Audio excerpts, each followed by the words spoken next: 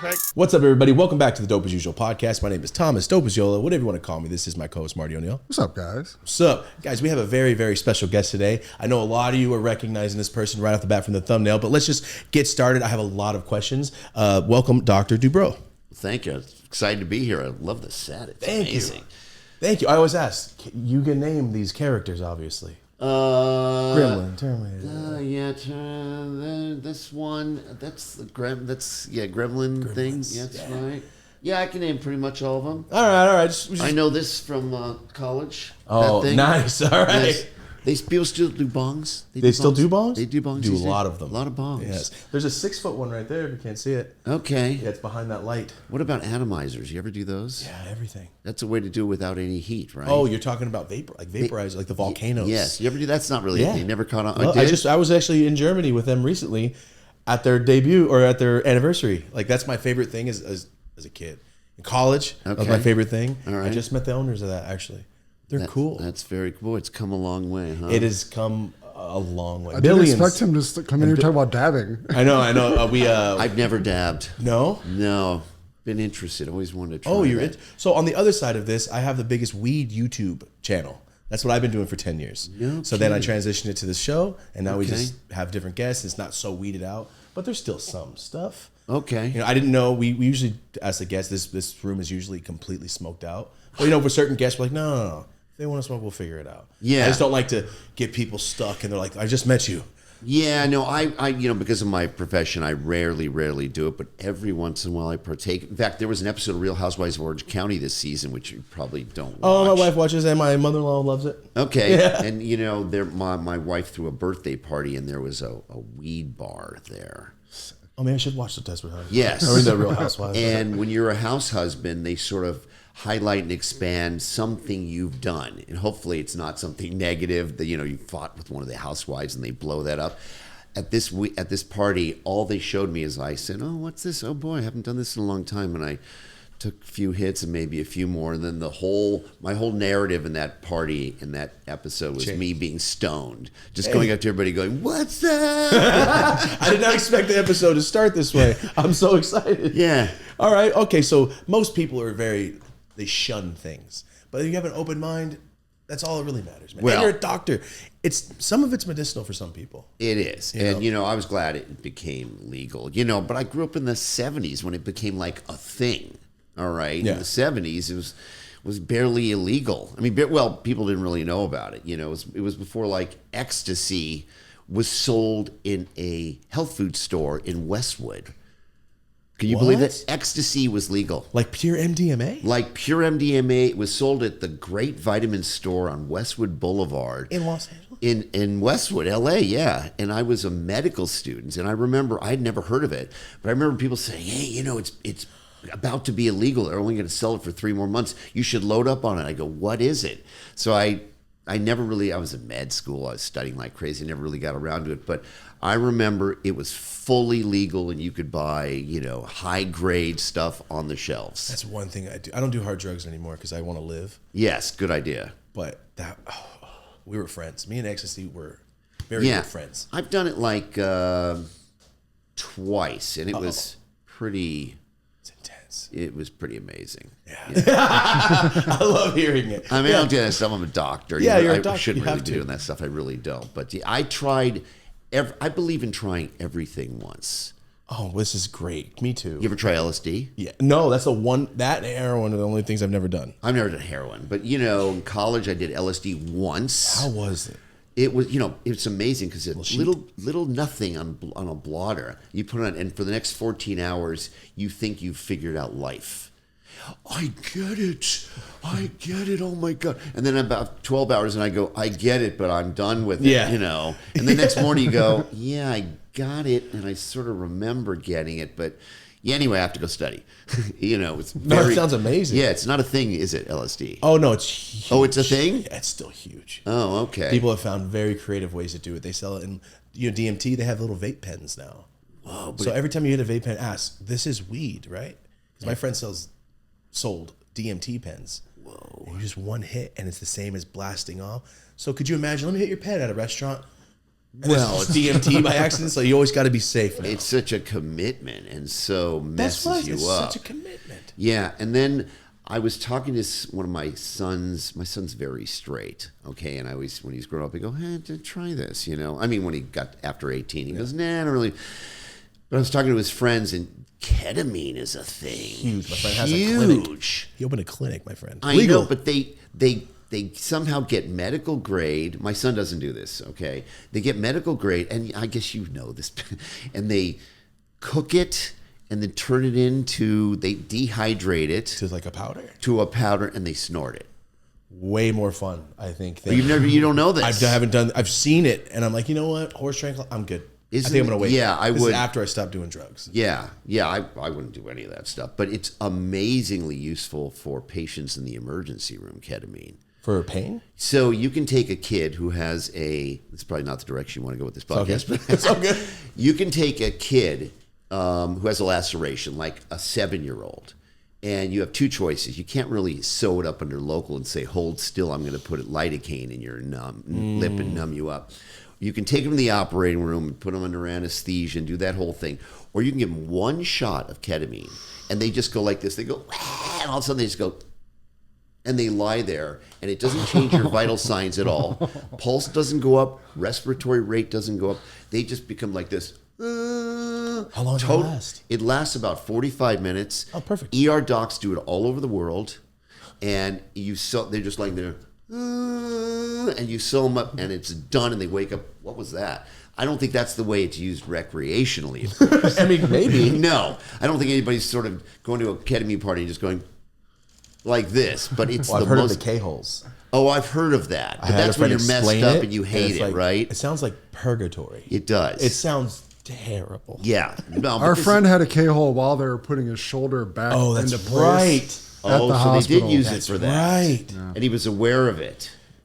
It was like a The cable living you're hell. aware of, right? You made it seem Yes. like he was falling through eternal Oh, damnation in hell. Yeah, no, properly done, clinically appropriate ketamine, you're like not here. You're just, it's called dissociative. So you're just gone. I do that at the DMV every time I'm Yeah, there. it's like you're, beam me up, Scotty. You know what that stuff Yeah, is of from course. Star Trek? Yeah. I don't know if that still is in the cultural zeitgeist anymore. It is and it isn't. It's just new ones. They're not as good. Right. Yeah. Okay, but you while you're being beamed up to another planet, you're just not there. Sounds like everything I've ever dreamed, man. Yeah. To be here, but I'm not here. Oh man, sounds like I can get through. I can go to college. I can go back to college. Is what I'm saying. Yeah, I was just quizzing do his that. friends, and cocaine is still a thing. No, not a No, thing. I mean, I wouldn't. It's just. But so how much can you do fentanyl. cocaine with the fentanyl? And what they do is they testers? test I have a it. friend that sells keychain testers for people that do drugs. You just test it right then and there. Like, takes you 30 seconds to maybe not die. And you can depend on it. Yeah. They sell them all. They're Amazon. They're cheap too, Really? so they can get them out everywhere. So I said to one of them the other day, because they're all in town from college for Thanksgiving. I said, "You trust a tester?" They go, "Yeah, but we still make sure those guys do it first. We wait an hour and then we'll do it." That's the ultimate test. But anyway, I'll go smoke a joint at that point. yeah, right. I'm not gonna wait an hour, but you're not dead. We're good. We'll give it a try. Yeah, Totally, right? Look how smallpox blanket is this. No, thank you. Did you think I'd start with a drug-infused conversation? I did not. Well, I grew up in the 70s and 80s, so, Miami Vice. Miami Vice is great. Hardcore those rock and roll. suits are coming back. Are they? Yeah, Johnny Versace. they're coming back. They Teal. look cool. I love teal. Yeah. I'll have a teal car right now if I wasn't just like, hey, that's him. Yeah. The only teal car. Yeah, that was an interesting style. I remember when I met my wife and she went to my closet and I had all these Gianni Versace Miami Vice suits. She goes, and it was like it was like 93 by then. She goes, yeah, no. By 93 they were done? They were way done. Who was it? The rest of Razor Ramon wore those. He made those popular too. Oh yeah. He's the only other guy that made Miami Vice suits popular. Yeah. But you're saying you grew up in the 60s and 70s. We're doing research on you. Okay. I'm going through these facts. I'm like, there's no way. I have to know. I'm a very, very, very big 80s glam metal band. Okay. And when I'm reading, I'm like, Were you shocked? wrong. Not real. Did you see the face though? Oh, no. The second I was like, the mask and stuff. Oh, okay, never mind. It's the same The face. sameness. It's exactly it's the same. weird, Can isn't it? you sing? I can't at all. Oh no! Like not even like happy birthday. It's pathetic. Like when I was a waiter, I waited tables all through medical school. They'd pull people, hey, we're doing the happy birthday. They'd go, not you, Terry. Go, you know, I can't. Yeah, but what was interesting was my brother. For everybody that doesn't know, my brother was Quiet Riot, the lead singer of Quiet Riot, the first metal band to go number one on the charts. You know this, right? I love 80s music. My mom, I grew up on it. Oh, really? Yeah. And so he, in high school, decided, he was a good drummer, but he decided he wanted to be a front man because he loved all the hard rock bands where there was like Rod Stewart and Steve Merritt. Probably don't know these guys. No, I know exactly what you're talking about. Rod Stewart's not that hard, but he was at the time. Right. Like he was like right. He wasn't hard, but he had the look. You know, he was that guy. So he wanted to be a singer, and I go, yeah. Here's the problem, Kevin. You can't sing. And he goes, yeah, but I'll make it happen. I go, I don't think that's a talent that you can just make happen. You know, I don't think you can become. As hard as you try, you can't really become like Tom Brady. You sort of have, although he didn't have that much natural. You have to be born with a little, particularly singing. I think. Vocals. I think so, right? And so he literally, through sheer will and inspiration and intensity, became a hard rock singer. He went from like not having a voice he could find, couldn't carry a tune, to like having a real bona fide, interesting, great hard rock voice. Amazing he could do that. How old were you? So I'm 3 years younger than he was. Okay, so you're in high school. I was in high school. Yeah, I was like 14 when he decided he wanted to become a singer. And then he tried to make it in the LA music scene, and his band was very big in the LA music scene but couldn't get a record contract. So he finally got a record contract, and then the album came out, hit number 1, and in my second year of med school, I lived in his guest house in Hancock Park. He had this big mansion in Hancock Park. And he said, I'll let you live in my guest house just as long as you take care of my cat. And so what a great trade-off. Great trade-off, right? Except one night he came home from tour and he was all coked out. He was with, I think, David Lee Roth and Eddie Van Halen. Oh, David, just. And David Coverdale. You probably don't know who that is. I don't know who David Coverdale is. Yeah, he was in a band called Whitesnake. Whitesnake. Here we go. I know Whitesnake. Yeah. Tawny Katane. Yes, Tawny Katane. Yeah, she was on Botched, by the way. Was she? She was on Botched. Oh, we'll get into that. I want to know what she did. Yeah, she was on Botched. But anyway, so he came home one night, and I didn't know he was in town. I'm sleeping, and he yells, hey, at 4 o'clock in the morning, and I wake up, and I look down in the backyard, because I'm in the guest house in the back above the pool house. He goes, where's Larry? His cat. And I go, oh, shit, I don't know where the cat is. And I go, I couldn't find the cat. Cat was in the main house. And he kicked me out the next morning. Yeah. Because of that? Because of that.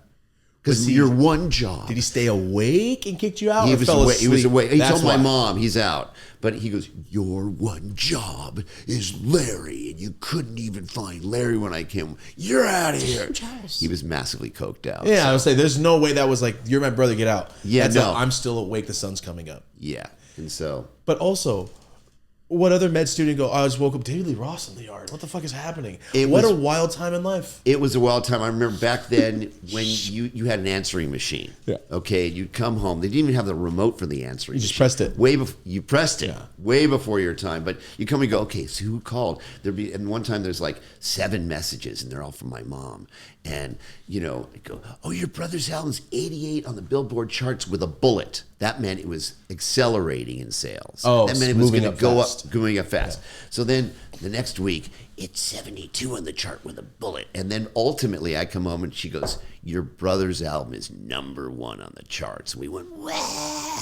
And it was weird being a med student with a brother who was a rock star with an album number 1 on the charts. Weird, what a right? weird time. Weird. And what a perfect brother for him to have. Because if he had a degenerate, it wouldn't have been good. Right. Could you imagine if you weren't you would have taken advantage of that life. Yes. And you wouldn't be where you're at for sure. For sure. And they did what was the name of that? Well, they did all those magazines with the rock stars on the cover. My brother was on the cover of this one. And they did an article on me and my brother. And you can find it online. There's a picture of me holding a stethoscope up to his neck. And he's going, like that. So it was a cool moment for us. Yeah, and you're the little brother. It is a cool moment to go, wow. Not just because you're proud, but more of like, this is the number 1 album in the world.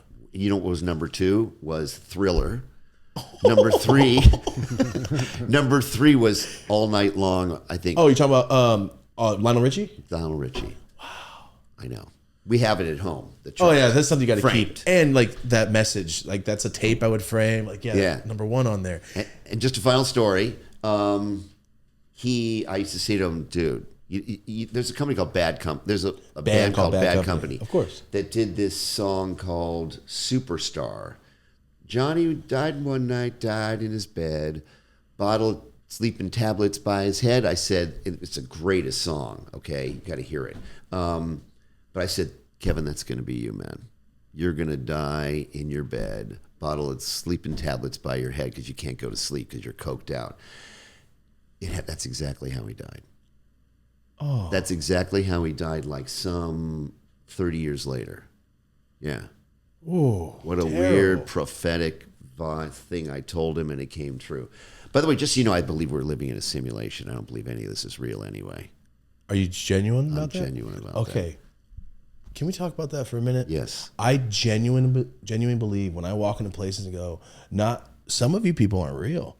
How do you function? Where are you going? They're I don't NPCs. believe there's that many houses in the world for you, this whole stadium to go to. They're NPCs. It makes me feel very odd sometimes. No, I'll be like when I went to Europe for the first time and walk around like, what button did somebody press? I don't believe that some of you people I know they have lives, but to think about you eat, you have a car payment, you have a house, you have a child, you have this, all of that, and for everyone.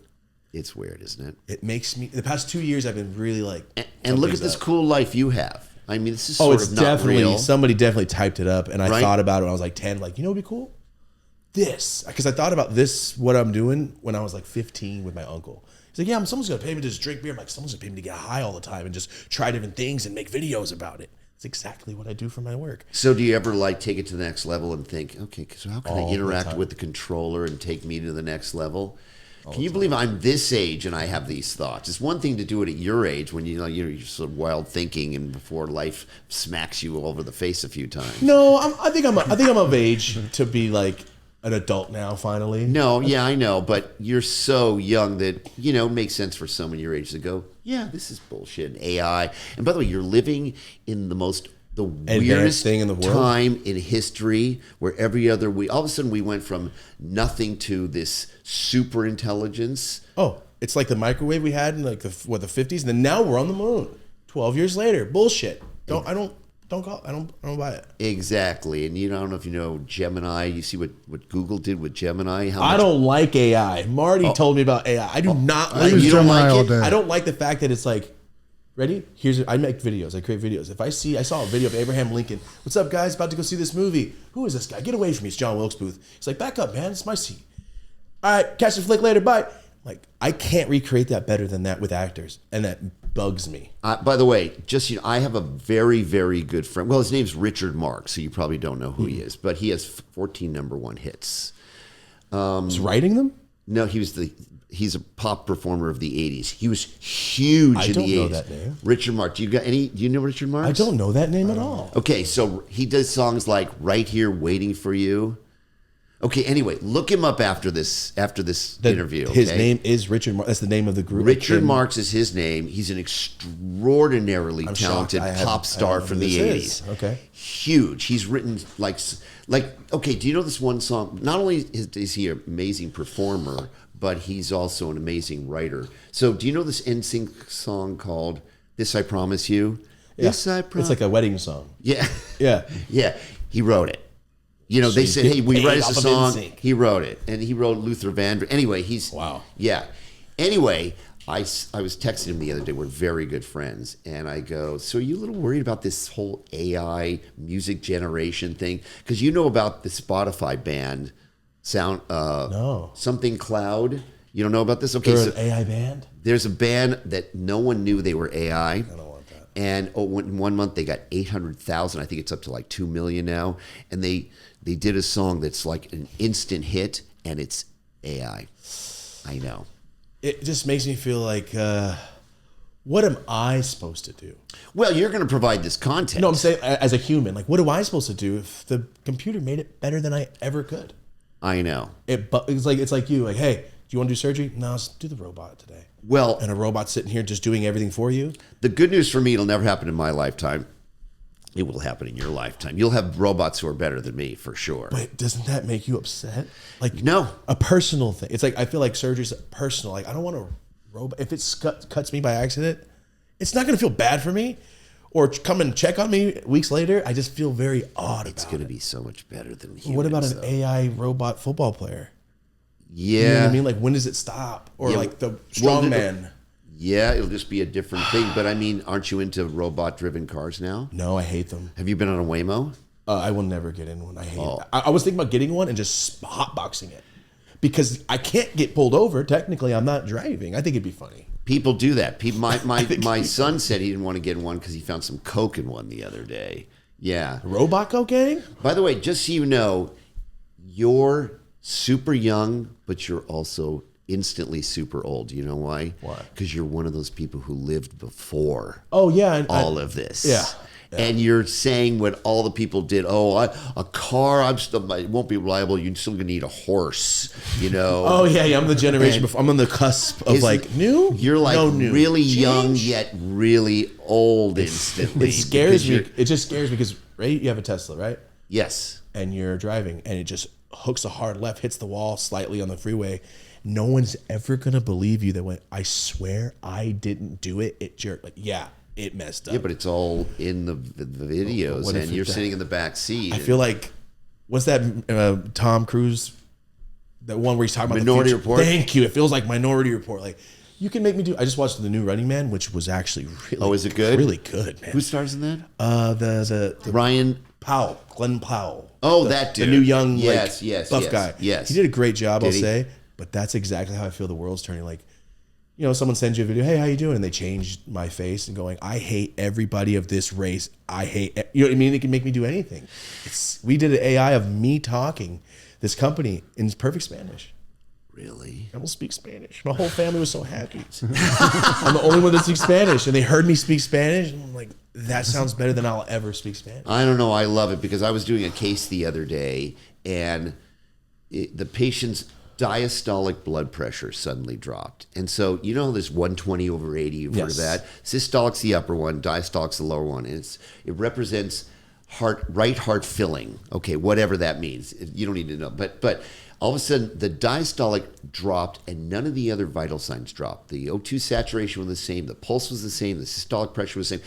Everything else was the same. And I look up and I go to the anesthesiologist, what's the deal with the diastolic blood pressure? He goes, I don't know. And it dropped further. And I go, well, maybe it has to do with we flex there's less venous return, blah, blah, blah. And I go like this and I go, well, are you going to treat it? He goes, I don't know. It was really weird. By the way, this happens in surgery. Okay, so it's not an anomaly. It's like when you're flying and there's, you know, it's a weathered pattern. You hit it, you go, should we cruise above it? Should we, you know, you consult the air traffic control. Mm-hmm. I don't know. And then you figure it out. This is the way surgery works. So you're flying a patient, okay, when you're an anesthesiologist. What a way to put it, but I get it. You are, you know. And so I go, hold on a second. And I go, hey, Siri, open up ChatGPT. And it goes, oh, man. That was AI at its finest, That's guys. creepy, right? That was creepy. So I go, hey, so the side, I'm doing an abdominoplasty, and we put in the flex position, and the diastolic blood pressure just plummeted to 30, but all the other vitals are the same. What could it be? And it goes, well, the differential diagnosis, it was like, zzz, zzz, zzz, and we had figured out the top 3 things that could be, but it immediately knew. And I go, so when should we treat it? It go, probably about now you should consider treating it. And I look at the anesthesia, I go, treat the motherfucker, you know. So but it was AI is cool for that. AI is cool, man. AI is going to be the best doctor, the best lawyer. It can help, like for AI for guests. Like, I'll take the facts. Born here. This is what they're doing now. That's fine, but I'm not going to let you come with my questions because then it's like I'm not doing it. Right. And it just when I go to sleep and you're like, they said great question, but it wasn't my question. Right. Shit. It's like cheating on a test and you get an award for it. Like, is it cheating on a test? You know, it's just it's like a verge of it. It's a tool. It's something you use. It's a tool, so the only way we survive, in my opinion, is that we have to insert AI in our brains. We have to become hybrids. Oh my God. We have to become, bionic. It's inevitable, right? It's inevitable. We're going to be bionic. Bionic calves. But wouldn't you like to be like all of a sudden, remember the Matrix? Of course. I know Kung Fu. Wouldn't you like to just That was a good reference, man. We just went and watched The Matrix at the wraparound theater. It still holds. It's amazing. It still holds and up, that movie doesn't it? starts with AI. I didn't remember that. Yeah. AI took over the world in 2002. Like, that's how The Matrix started. I know. But anyway, I'm sorry. I I love that ran you're away going with into this. your podcast. I didn't mean to do that. No, it's fine. Talk about all the things I'm It's the interested simulation, man. in. It is, isn't it? I'm not real. I've seen some things where I'm like, that doesn't make sense. Why? I wish somebody else was here. I'm sure you've seen little glitches. You're like, is that how it works? Or Yes. am I insane? Glitches in the Matrix. Yeah, because I woke up. I told Marty I woke up and my blinds, they're like wooden, and you press the thing and they kind of flip this way. Yep. So the sun's beaming through it, and I wake up and I just see a bunch of numbers and letters in the light slats, and I did this, and I look and I just see letters moving as fast as I've ever seen through all the light, and went, I got to do stuff, and I just got up and went to the bathroom. Okay, how long after the Matrix did you see that? Now that you No, saw this the happened a movie? couple months ago. Before they saw the Matrix again. Yeah, it definitely okay. happened, and it wasn't matrix numbers like zeros and one. It was letters and like the Turkish letters, the weird letters with the squiggles and all that. I'm not educated enough to know what that is, but I saw it and thought, well, hieroglyphics. I'm gonna go brush my teeth, and I just went on. By the way, I've had that my whole life. It's weird, huh? That kind of weird stuff. Yeah, my grandma has dreams about stuff that will happen, and then I caught it somehow. We've talked about it here. I've saved my life twice off of this already. Word for word, step for step, almost got shot because of it. Like, I think when you have dreams, you're in another realm. Your body's stationary. It goes somewhere else. It goes, hey, your body's waking up. Hurry up, come back. And that's when you get stuck in that sleep paralysis because you're not back, I think. Yeah. Or something. I don't know what it is. There is another dimension going on there. Yeah. Yeah, totally. It's very odd. And it's hard to talk about because people think you're insane. No. It's for sure a thing. Yeah, well, look, you could visualize this happening. How did you create this? You visualized it, and there's a whole nother situation going on there, I believe. Yeah, when I went across the world, I'm like, is it really gonna be there? That's what I thought. Like, when I get off this plane, I gotta touch a building and make sure I'm here. And all these thoughts without drugs. See, in my generation, you had to do drugs to have these thoughts.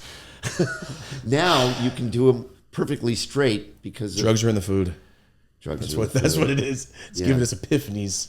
I mean, how did we go from like nothing to just suddenly there's computers who knows everything, and every week, you know what just happened with Gemini 3, right? From Google. I don't pay attention to it. Marty loves it because it helps with like Do you know Gemini 3? Yeah. Right? Yeah, what is it called? Banana Pro? Banana? Nano banana. Nano Banana. Yep. So this is going to bug you because of what you do for a living. But now, so the new Google Gemini. So, there's ChatGPT, there's Grok AI, there's all these different AI, and they're all competing. Which one's the best? I just thought there was just ChatGPT. No. Grok AI was the best for a moment. I didn't know what that is. Yeah. And then there's Gemini from Google, and then there's Grok is in Twitter. That's an AI. Anthropics, which is another one. There's I like Higgsfield. I like OpenArt. I like Midjourney. Okay, so there's multiple AIs, and they're all getting better very, very quickly. Because they're competing against each other. Yes, and so Google's Gemini 3 just came out, and it's a leap above all of them. And right now, what is it called? Banana what? Nano banana. Nano Banana. It's a new app. It just came out like a week ago. But it's like infused into Gemini 3. Into Gemini, Yeah. So you can text it or say to it, create me a podcast of you and me sitting here, and a person walks in and does this crazy thing, and then an alien spaceship takes off, and it just goes whoo, and it creates a video that's indistinguishable from real life. I don't like it. Right? We've been using it for B-roll for like shows that I help produce. I mean, it's all of our B-roll now because you can take an image. I'll make an image, a starting point and an ending point, and it'll animate everything in between. But perfectly. I don't like it. I know. Because what if they make a video of me just punching a child at the store? Like, that's Thomas. He did that. Do you know what's screwed? So I have a skincare line, a really big skincare line, and I do these these little presentations on TikTok Live. And Shop QC, it's called? Shop HQ went bankrupt. That's why I moved to TikTok Oh, Live. that's why. Yeah. Oh, wow. Okay. So I do, these cheesy things on TikTok Live. And I'll do a video, and they'll put the video out and they'll sell the skincare products. Store. Yeah. So these AI, these scammers use this AI app, take my video and change it so I'm talking in another language. And have people send to an account in Hong Kong or somewhere else money. Scamming. And it looks exactly, it is me saying these things in another language, and it's total fraud. How could you stop that? You can't. It's like whack-a-mole, because we stop it, and then we have another one. Just yesterday, another one came up in Sweden. Yeah, people DM me, this isn't you, is it? I go, no, I'm sorry, it's not. I get that too because people use my picture. For years, I had this problem, and they sell weed saying it's me.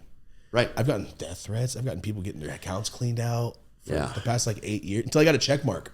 And I went, guys, there's a check mark. It has to be me. And then it stopped. But so you can sell weed. You can't sell weed. Yeah. I have a company. You have a company. Yeah, I have a THCA company. Yeah. Do you have a dispensary, or you sell online? Online. That's so awesome. Yeah, they're trying to put the ban on it next November. Oh, so really? I'm sure there's gonna be a big politician like, hey, here's some money, stop, because he got paid from like a millionaire or something. So something's gonna happen. You sell dab, you sell all this. You have a huge weed company. I love everything. That. Yeah, I got a bunch of it. You can take it, use it for a rainy day. Oh no, I don't do that. I don't do that. But yeah, that's what I do. We've been doing this for like 5 years. We do a bunch of stuff. I have a clothing line in like the Zoomies, like the mall and whatnot. Okay. That's how I paid for everything for years until our company started to work. Wow. Yeah. Congratulations. Thank you. Yeah, it's been cool. But what if somebody AIs me? But somebody keeps making fake sites and changing one letter of my site, and then getting 300-400 orders and shutting the site down.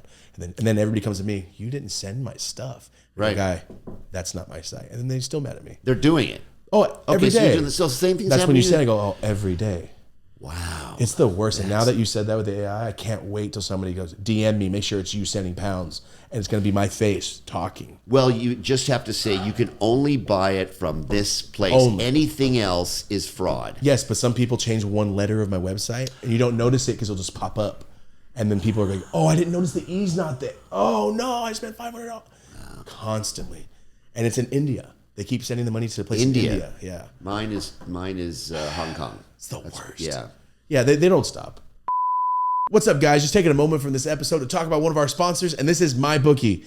If you watched last episode, you saw us. We went with MyBookie. We went to the BKFC, saw David Diaz put this fool out. We also saw that Lorenzo Hunt nasty knockout. If I would have bet with MyBookie, I would have won some money. But hopefully you did. I've been watching Power Slap. I know I'm in a barbarian mode right now, but I've been watching a lot of fights. And I feel like if you watch a lot of fights and you bet, take advantage of MyBookie. Use our code, dope as usual. And that's going to get you a match bonus up to $1,000. If there's a fighter you want to see win and you're betting on him, you bet $50. Use our code, dope as usual, and MyBookie will bet $50 for you. That means you now have a $100 bet instead of a $50 bet. We are doubling up, matching you up to $1,000. Bet $999, they're going to match you $999. I'm trying to explain that as best I can. Go bet with MyBookie. Use our code dope as usual. It's going to double up your bet up to $1,000. But guys, seriously, thank you so much for supporting the brands that support us. Remember, use our code dope as usual at checkout. Match you up to $1,000. Back to the episode. Going back to the skincare products. Every ad for every skincare product works on my wife. We're getting this thing shipped to my house constantly. She get like literally. Aside from your own brand. Yes. Like what actually works? What can you look for to help?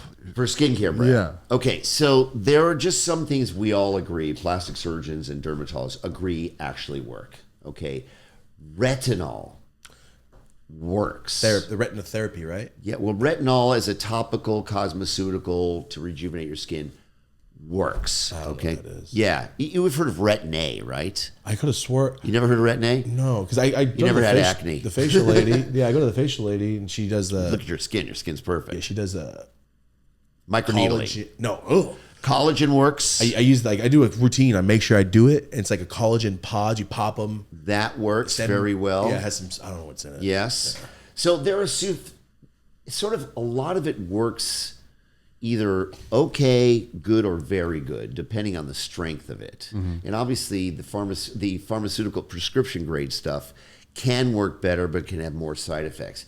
What you have to do is find the balance between what works for your skin and has no side effects, but isn't, sort of placebo either, you know? So it's a long, we could have a whole 2-hour thing about that, and I don't want to bore you with that. I'm actually very interested. I want to look at Mario Lopez when I'm old.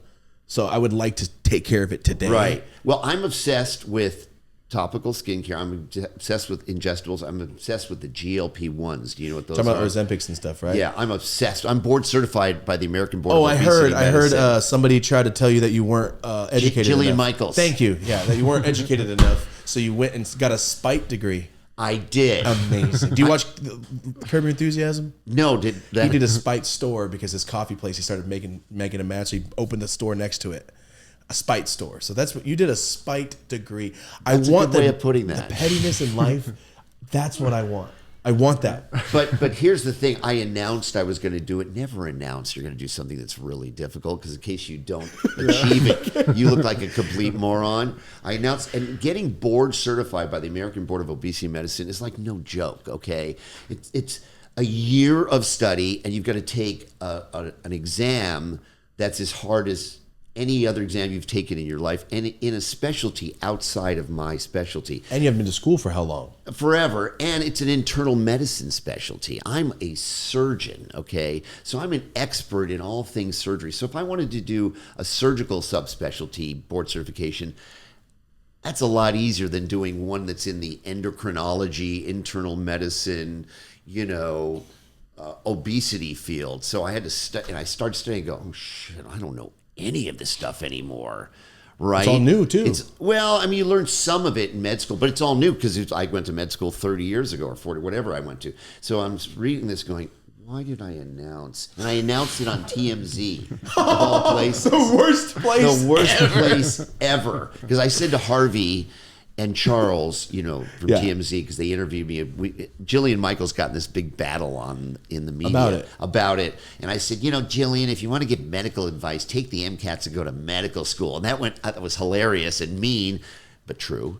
And it went massively viral. And she goes, what does he know? He's a plastic surgeon. I thought, you could make that argument, but I am an MD and I do know a lot. And I thought, I better. So then I said, well, I'm going to study for the American Board of, and I started studying, and I realized this is an undertaking I do not want to do. But it was too late. Yeah, you have to. You're a public figure. You announce something, it's there forever. So I studied for a year. I took 10 days off before the exam and studied for 8 hours a day, took all these practice exams, and I got a 94 on Oh the my test. God, you crushed it. So I'm board certified in obesity medicine, which is like... So we can ask you any question about it and you're going to know. Full expert. Okay, ready? This is from my perspective. I have a lot of friends that are like, yo, you need to take these and you take these. Yeah. But do I? Because this is what I'm thinking. Like, I have a really bad back, right? Okay. I'm fixing. I have a bunch of like 15. I have bulging discs in my spine. Oh. But they're like 6 millimeters, 7 millimeters, 5, 4. Not too crazy. But they're almost back. I've been going to a trainer. I can actually feel my back work and function. Nice. And some people are like, just take a little, a little cycle of it. Like, but I want to do it. Ready? If I go and take this Ozempic stuff and it does help, which it will. It will. It will. What is the Yes. cons to that? Like shrinking so fast. Is that muscle mass going too? Is that that's my concerns about it, because I'm fucking huge. It'd be better if I wasn't. I'll get there, but it's going to take me 2 years to get there. No, it won't. I'm doing what I'm doing without that. Oh, right. But with that, it might be 6-7 months. But is it health? Is it okay for me? Am I going to be brittle? I just feel like, is it taking my life force out of me? You know what I mean? Yeah, good. I'm not educated But those enough. are all those are all exactly the right points. If you do it the way we now appreciate, understand how to do it, none of those things will happen. This is how AI This is AI for the body. This is AI for the body, man. This is like the It's biggest going through your body. It's the biggest change in the history of medicine to treat the number one risk factor for all causes, big 4 causes of death. Obesity is the number one risk factor for cardiovascular disease, the number one cause of death. cancer, the number 2, neurodegenerative disorders like Alzheimer's and Parkinson's, and the metabolic disorders like diabetes. If you fix the obesity, you won't get any of those. Gone. So these drugs are awesome. And there's another one coming out. Like Ozempic is like, so it's like ChatGPT 1.0, okay? That advanced? No, the new one's that advanced? The new one is ChatGPT 5. We're at 5.0 ChatGPT. The new one, there's another one coming out that's ChatGPT 7.0. In other words, there's about to be one come out that not only gets rid of your appetite, that controls your sugar, but burns fat. It's called retatrutide. That's about to come out in 2026 or beginning of 27. So scary. It's so awesome. But by what the is way, it doing to your body? So what it does, it's really good for your body. Just so you know, so Ozempic is called GLP-1. Yes. Okay. Your intestines make GLP-1. It's a natural occurring thing, like GMT in your brain. GIP is made in your intestines as well. That's Mounjaro. And you're increasing. You're giving yourself what's called exogenous GLP-1, GIP-1, just to control. See, the problem is the human body is defective. Okay. So what's supposed to happen is you eat something, your body's supposed to make this hormone called leptin, circulates to your brain and says, you're not hungry anymore because you've eaten. Most of us, me in particular, I could eat and eat and eat and eat and eat and never stop. And I never really get that full. And I can be sick to my stomach full, get home and go, what's in the pantry? And keep eating.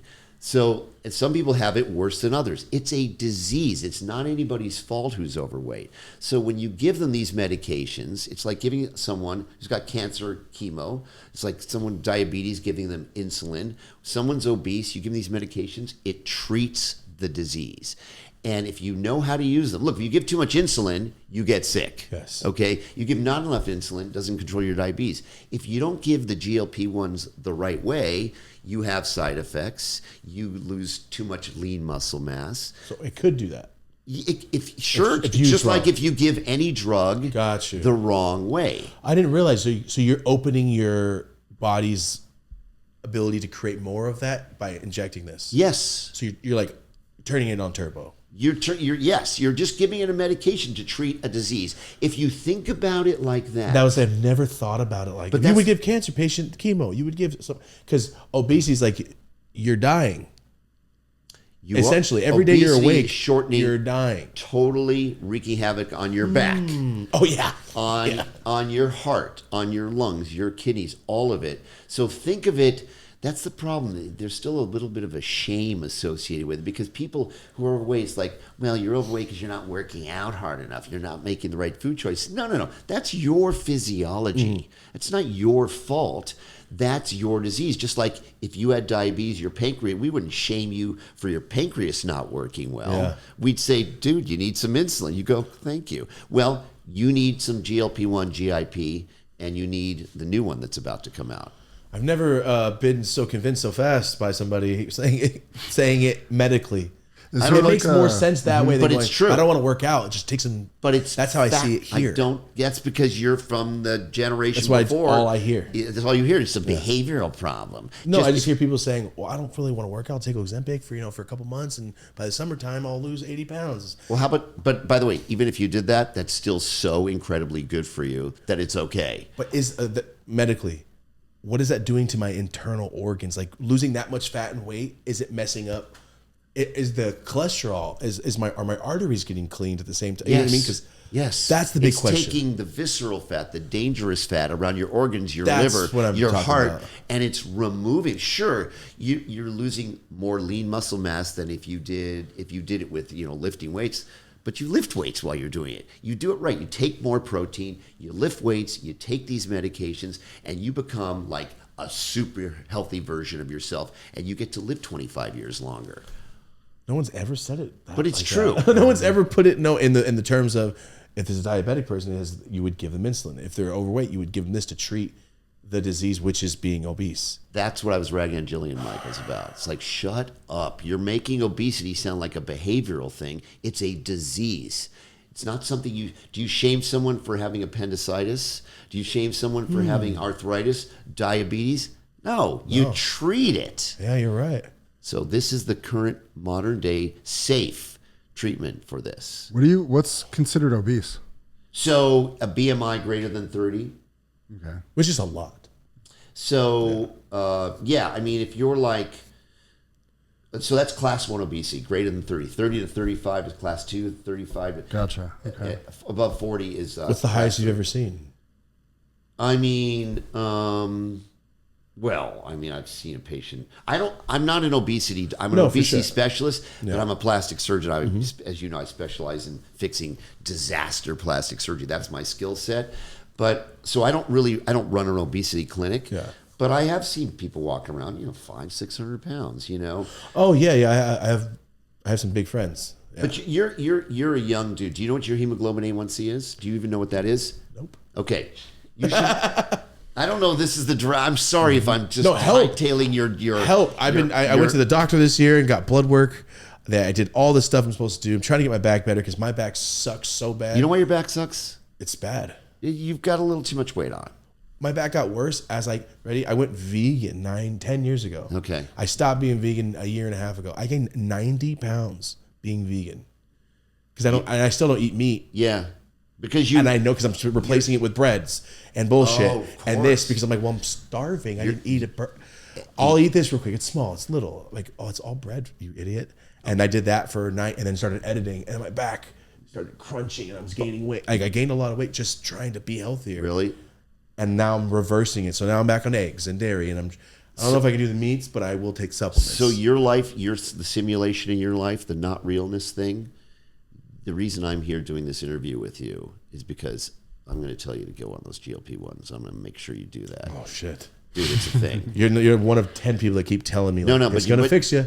Oh, it's going to fix I have so many people in stem cells that keep telling me to do stem cells for my back. You're not doing stem cells for your back. No? No. Oh, why? Please tell me. No, because you're going to do the thing that's giving you all the problems with your back. Oh, okay. I thought you meant because they suck. But no, you're going to solve put the big out. Problem. Yeah. I get that. You're not gonna wear a fire retardant. You're gonna put out the flame. You know what I'm saying? You're gonna go to the primary cause. The way you're putting these things. I like the way you say that. That's you're not gonna put on a fire retardant jacket. Stupid. Put the fire out. Right.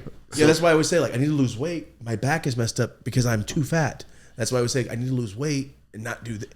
But no offense, but think how silly it is. Like my son says to me, he goes, I don't drink seed oils, and I'm avoiding microplastics. Do you know what all this stuff is? Seed oils and microplastics. I heard it's all bad for you. Whatever. Yeah. I am. As he's having 4 martinis. Oh no! I'm going, dude. Okay, fix the 4 martinis before you fix the seed oils and microplastics. It's like someone talking about how fat you are while smoking cigarettes. No, and I was saying so. Someone in your situation, for example, doesn't want to do the Ozempics and the Mounjaros because the potential side effects and what are we really treating is going to find out something bad about it, even though they've been around for 14 years, by the way. And Has it? Yes, I mean, it's been used. Mounjaro, the reason these drugs were discovered, that they're so effective for obesity, is because they were used so effectively on diabetics for 14 years. And all of a sudden, these diabetics were so thin.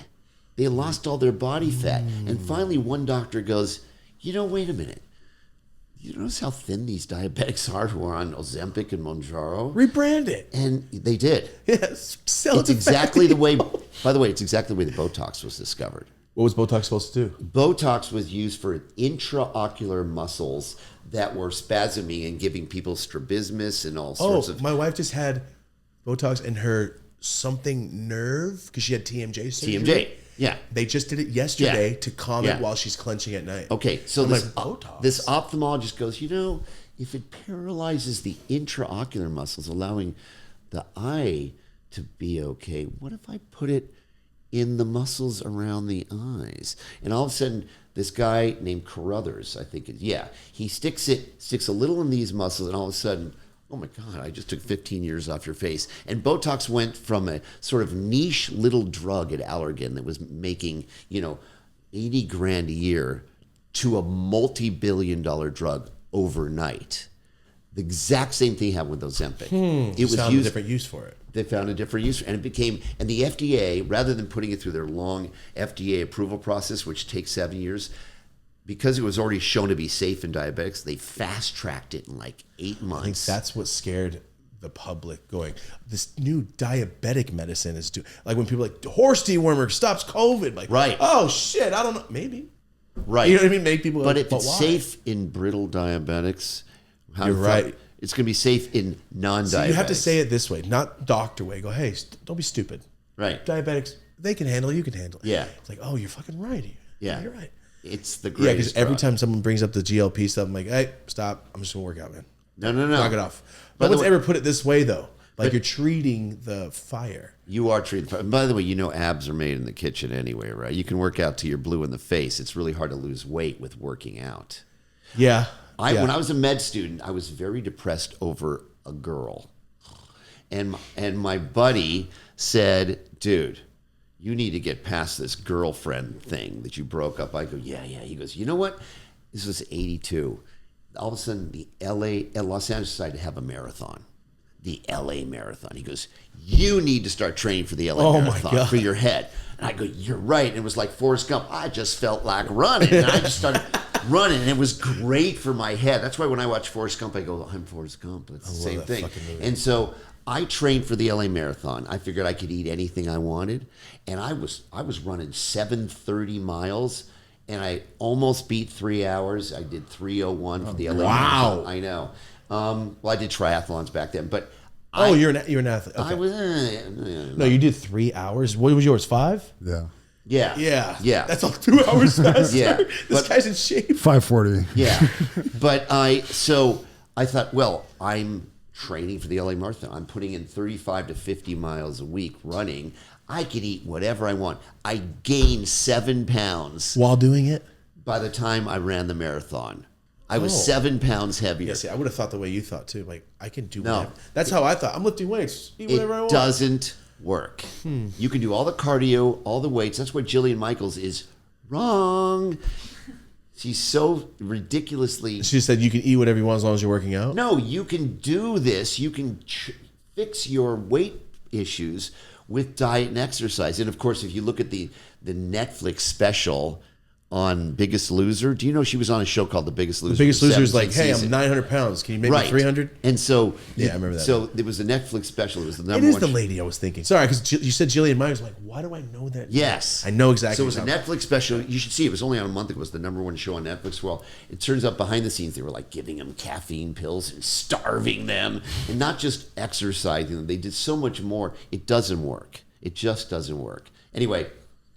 Hey, that's okay. I've that was gone a great on. pitch. I've hijacked your podcast. No, that's why you're here. What about the tell us. intermittent fasting? I've heard you. I'm a huge fan. My wife and like I wrote it. a book.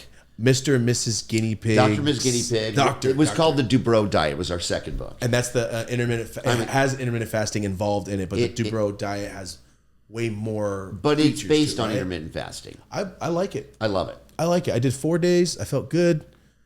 I felt energetic somehow. Yeah, way energetic. Yeah, I felt good. So after like 16 hours of not eating, your body goes into this state called autophagy, where instead of breaking down toxins and food and all the things you eat, it goes, well, there's no food around. What do we do? Well, let's clean house. And it breaks down your own toxins and repairs your DNA and does all this stuff. That's the major benefit of intermittent Like a fasting. cleaning crew. It is a cleaning crew. At 16 hours, you go, all right, if I can make it to 24, I'll have 8 hours of getting cleaned. That's exactly I like that. right. That's So the major benefit. Sauna, would you recommend sauna, exercise while fasting? Well, cardio fasting is amazing. Yeah. What do you mean? Cardio fasting. So when you're fasting, if you do cardio while during the fasting state, you get so much more calorie burn. Really? So yeah, it's so much better for you. But look, at the end of the day, all of that is wonderful. I encourage you to do that. But dude. There's GLP under the table. And I'm not selling it, man. I don't sell it. I prescribe it for my patients who need to lose weight before like a tummy tuck or something. But I'm telling you, man, trust me on this. This is your simulation. I'm here today you're for saying you in it your well. world. You're saying it good. You need to get on Mounjaro Zepbound tomorrow. I just feel like it's fucking cheating. It's not. Is I get it, but the way you said cheating for a diabetic? The way you said it makes actual sense. I get it. No, It makes sense. You're gonna 6 months from now, you know, fucking Terry Dubrow. Thank God we invited him to do my podcast. I'm gonna be 6'3" by the 6 months. Watch this. I'll be the only person. Like, damn, he got tall off of it. By the way, Incredible. ready for this? There's something make you tall. What is a it? benefit. I'm going to even turn you on further to this. What? All right. So they talk about Ozempic face. You lose weight so fast. I've seen that. Okay. They talk about Ozempic vulva. You ready for this? There's a thing, and it's a good thing. Ozempic penis. Hold on. Right in the balls. No. You take these GLP-1s. You lose so much weight. Your suprapubic fat goes down. Your medial inner thigh fat goes down. All of the fat around your junk goes down. Your penis is much bigger. I like the There's way you much put this. more junk in the trunk, as opposed to the negative side effects of Ozempic face, Ozempic body, Ozempic vulva. Ozempic penis, baby. There's the ad. There's the ad for guys to get on. Collab with Extends. Yes. I like the way you're going with this. You just sold about 55% of people watching this right now. Right. Bunch of skinny dudes like, bigger? Right. And by the way, if you ever gonna, do you clip various segments to say That's Terry one. Dubrow, Ozempic penis. Oh, no. That's how we started the episode, actually. That's right. The whole title is Ozempic penis. What? And with, We're gonna AI you. Yeah. All of a sudden, your junk is just much more. That's the happening. whole title of the episode. Your junk is huge. Ozempic penis. Ozempic with Dr. penis. Dubrow. That should be the ad from Nova Nordisk or Eli Lilly. Ozempic, guys. Your next TikTok It should video. be a billboard video. Ozempic penis. A billboard video would be great. Yeah. But then AI, man, there's gonna be a hacker to hack in and change it. I already know. Okay, real quick. Plastic surgery rewind. Yes. You just finished one season? Yeah, I did. Okay, so I watched the trailer. My wife watches reality shows, so I'm like, I don't know who most of these people are. It's like, that's from that show, and they're from that show. Right. Oh, okay, so they're like celebrities. They go, hey, someone fucked my face up. Can you fix this? No, it wasn't fucked up. So it's not botched for celebrities. Okay, so that's kind of from the. It looks like it because it says Botch Presents. Well, not that the chick, the black like rapper chick, I think. With Yes. the chains. Yes. She's like, somebody gave me gels and this. You're like, well. So that's like, oh, is he trying to fix messed up celebrity? Because that's like celebrity botch, essentially. It is, but it's not. So the concept of that show, and I'm not sure we're doing that again, or we're going to do more botch. We do one. Yeah, there's another season in the works. Yeah, maybe. Okay. But so it's a show about plastic surgery regret. Oh, they're just going there to tell you how bad it got. So what happens is, let's say you're 24 and you made this huge BBL, this huge butt. And now all of a sudden you're 38 and you go, maybe at 24 that was cool, but it's like this leather jacket at my age probably shouldn't be wearing a leather jacket because I'm not cool enough anymore. But at 28 you can wear a leather jacket, right? So I'm still wearing a leather jacket. Maybe I have leather jacket. I should have leather jacket regret. Well, at 38, 48, 58, do you really want to walk around with the look you had at 28 when you're no longer that person? Yeah. You've changed. And so maybe you don't want those giant breast implants. Maybe you don't want that puffy filler face. You're going to PTA meetings with these huge implants now. You're the 48-year-old mom. And so they come on the show of Botch Presents Plastic Surgery Rewind to say, maybe I want to take away the plastic surgery. It didn't go wrong. It's just maybe what was great for me 20 to 25 is not great for me at this stage of my life anymore. So can you take it away? So what we do is we have a therapist come in. We talk to you about why you're doing this. Is it a good idea? What's going to happen to you if you're 10 million Instagram followers who are following you because you model all these stuff with these huge breasts? All of a sudden you have like C cups. What's going to happen to your life if your Instagram followers go, yeah, I'm bored with you now. You have C cups. I don't care. Yeah. So that's the show. Are we going to rewind your plastic surgery? Yeah, because I remember one girl talking about, I want to take this out. I want to be known for other things besides this. Known for other things. Yeah. That's the show. So there's a component of plastic surgery regret. So we did it. It's a tricky show because fixing complications from plastic surgery is hard, but very, very difficult. But taking away someone's plastic surgery psychologically may be very problematic. I didn't think about it that way. That's the point of that show. So I don't know whether we're going to do another season of that or an expanded version of Botch. But either way, you know, I'm the luckiest guy. I mean, I lived it. How did I become, you know, a TV person? I mean, you also do have a very. You started off having fun just by the base of like, number one, just being proud of somebody in your family, like, biggest in the world. I'm gonna go to school, and then now you're on TV. So I'm all over the place. Your wife Heather, Yes. right? On Real Housewives of Orange County. Yes. I did some more research. Uh-oh. That's Marcy's niece in an episode of Married with Children, one of my favorite shows of all time. Right. She was the hot chick. How Remember that random. episode? I don't know if you saw it. Well, you I saw it watched on YouTube. I watched every You episode. saw it of- live? I watched. No, you It would weren't come on alive at- then. I'm 36. What year was that? That was 1996. Okay, 95. So how old were you? I was like 5 or 6. I grew up on Seinfeld, like the cable guy. My mom and dad were doing drugs. I was like, just watch TV. I'm like a movie. You watched Married with encyclopedia. Children at 5. Of course. Okay. Al Bundy was the coolest, and he always had to give his money to everybody, and I never got it. And Bud Bundy, I smoked a joint with Dave Faustino not too long ago, and it made my whole life My wife's friends with Christine Applegate now. incredible. She's awesome. Yeah. Well, Bud Bundy, Grandmaster B. Yeah, I saw them like, there's no way. How random. How so, random. you obviously didn't meet back then, or did you? No. When did you meet? So she was 27 and I was 37. And I was only 3 years out from my training as a plastic surgeon, and she was an actress on TV. She was on a TV show when I met her, and we got set up on a blind date. Yeah. From who?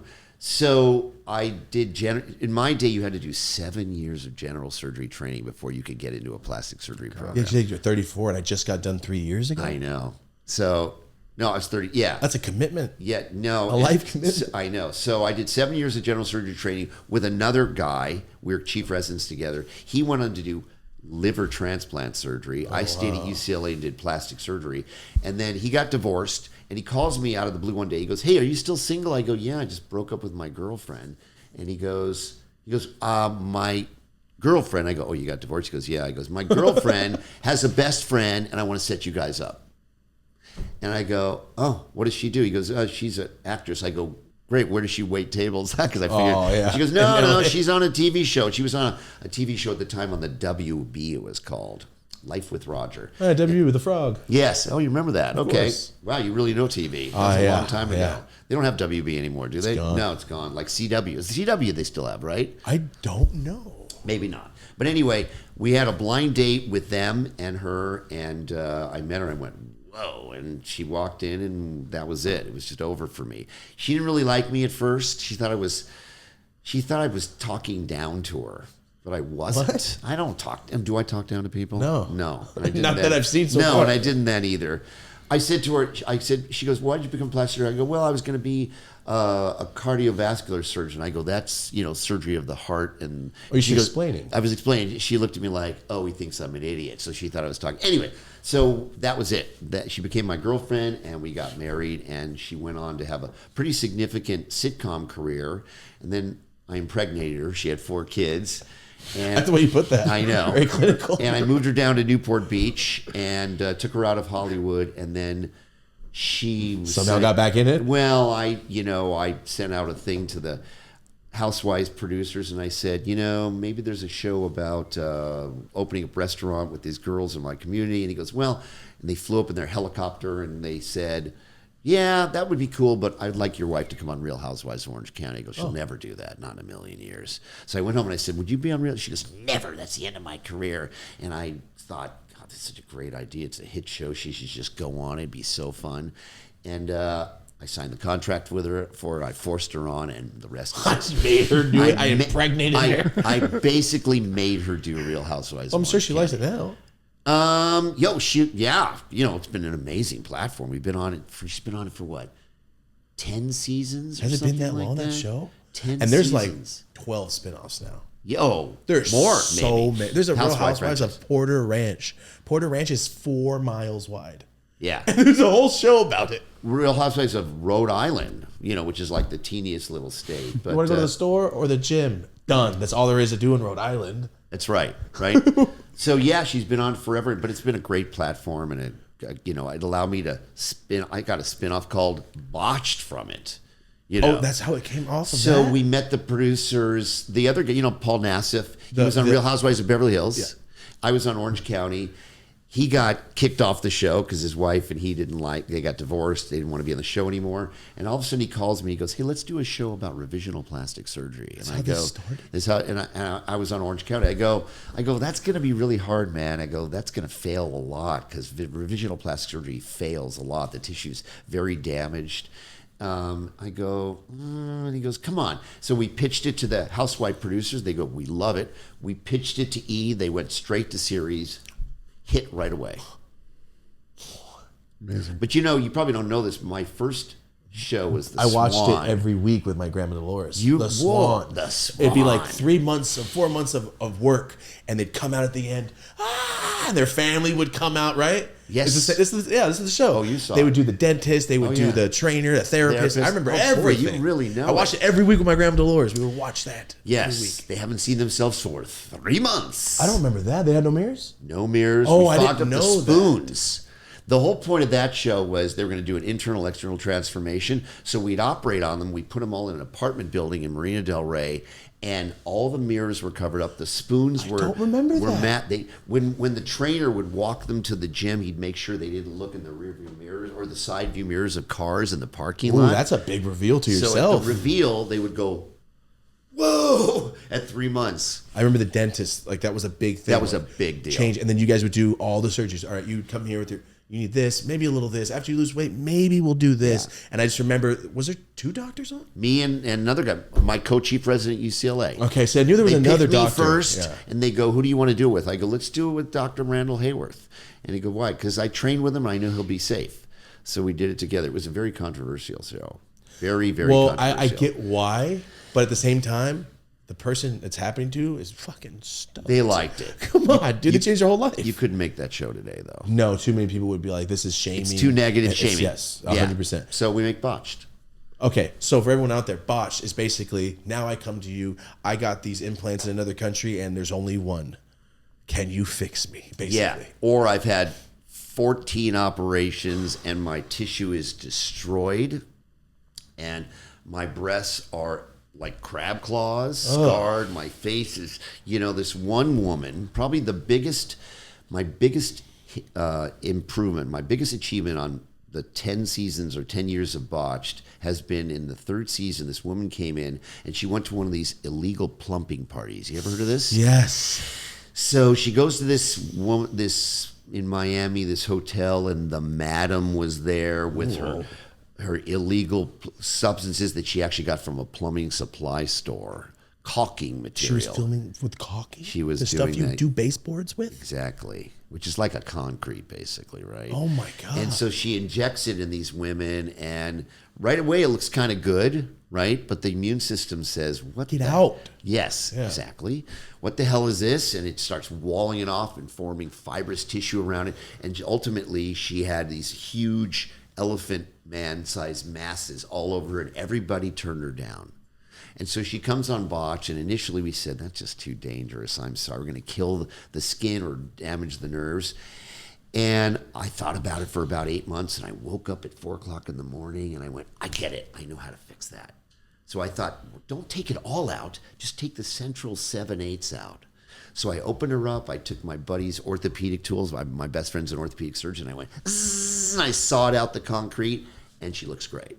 That was my biggest. I saw concrete out of this woman's face. I know. Oh my God. That was my biggest achievement on Botched. Okay, you're obviously okay with blood. You're obviously don't Yeah. get squeamish. None of that bothers you whatsoever. Never did. Never did, even as a kid. Even as a kid. Oh, okay. So I was saying, to be a mortician, a surgeon, a heart, you have to be like, I'm fine with this. This is my work. You'd be surprised, even if someone. You think about it. You go to the grocery store and you get a steak. Yeah, it's just open. It's cut this raw. slab. It's disgusting, right? But you're so used to seeing it, right?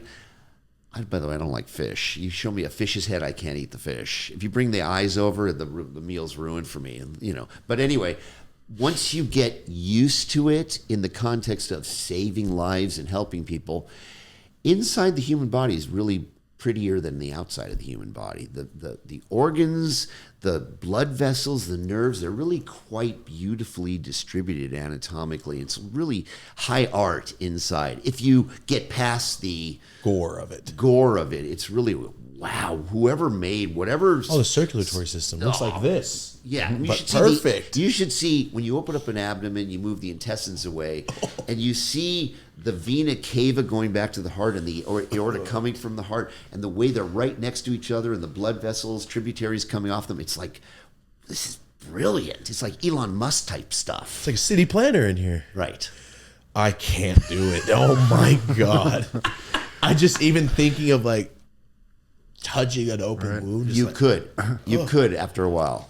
After a while, if I knew I need to save you, I need to help you, then I could get past like that. It's like cleaning up nasty ass, like after your dog, like, you're lucky I like you, dude.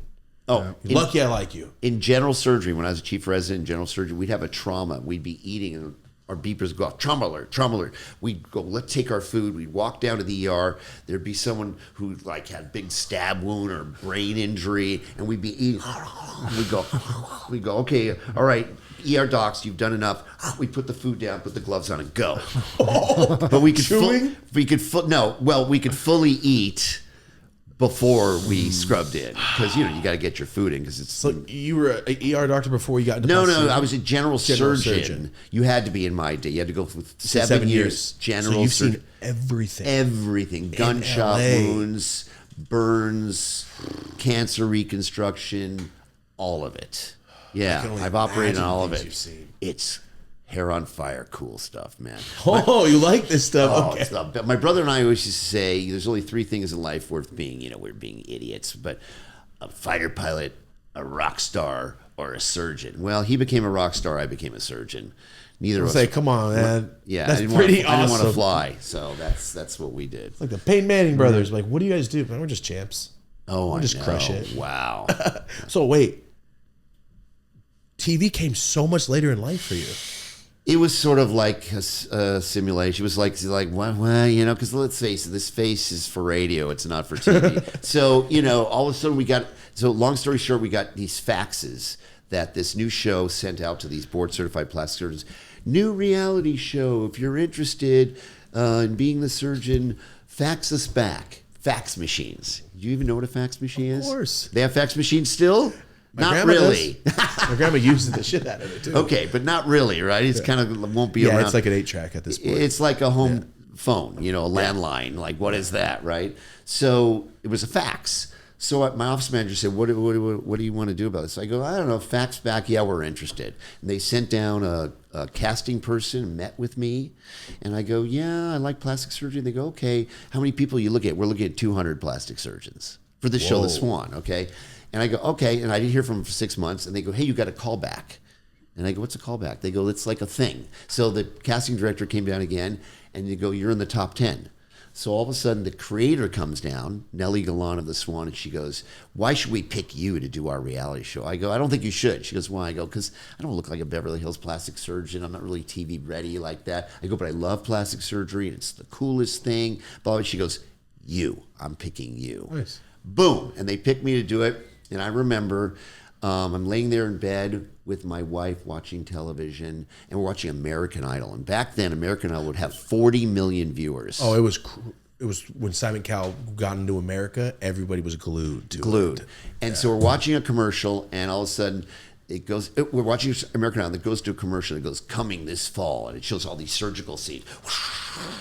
And it ends on me in a chair going, it's a scalpel, not a magic wand. Did you even know it was? I went, no. And I went, whoa, that's me. It was like one of the most rad moments of my life. Especially if you don't know it's coming. None at all. Oh, come on. And boom, I became the surgeon on The Swan. How random. Random. And now that, you can't ever go back to being just a doctor. You're the doctor on, I told my wife, I'm like, I'm having on tomorrow, and her mom's a huge fan. So here's questions. Here's this question. Ask this question from this episode. I'm like, oh, you really watch this show? Yeah. You know.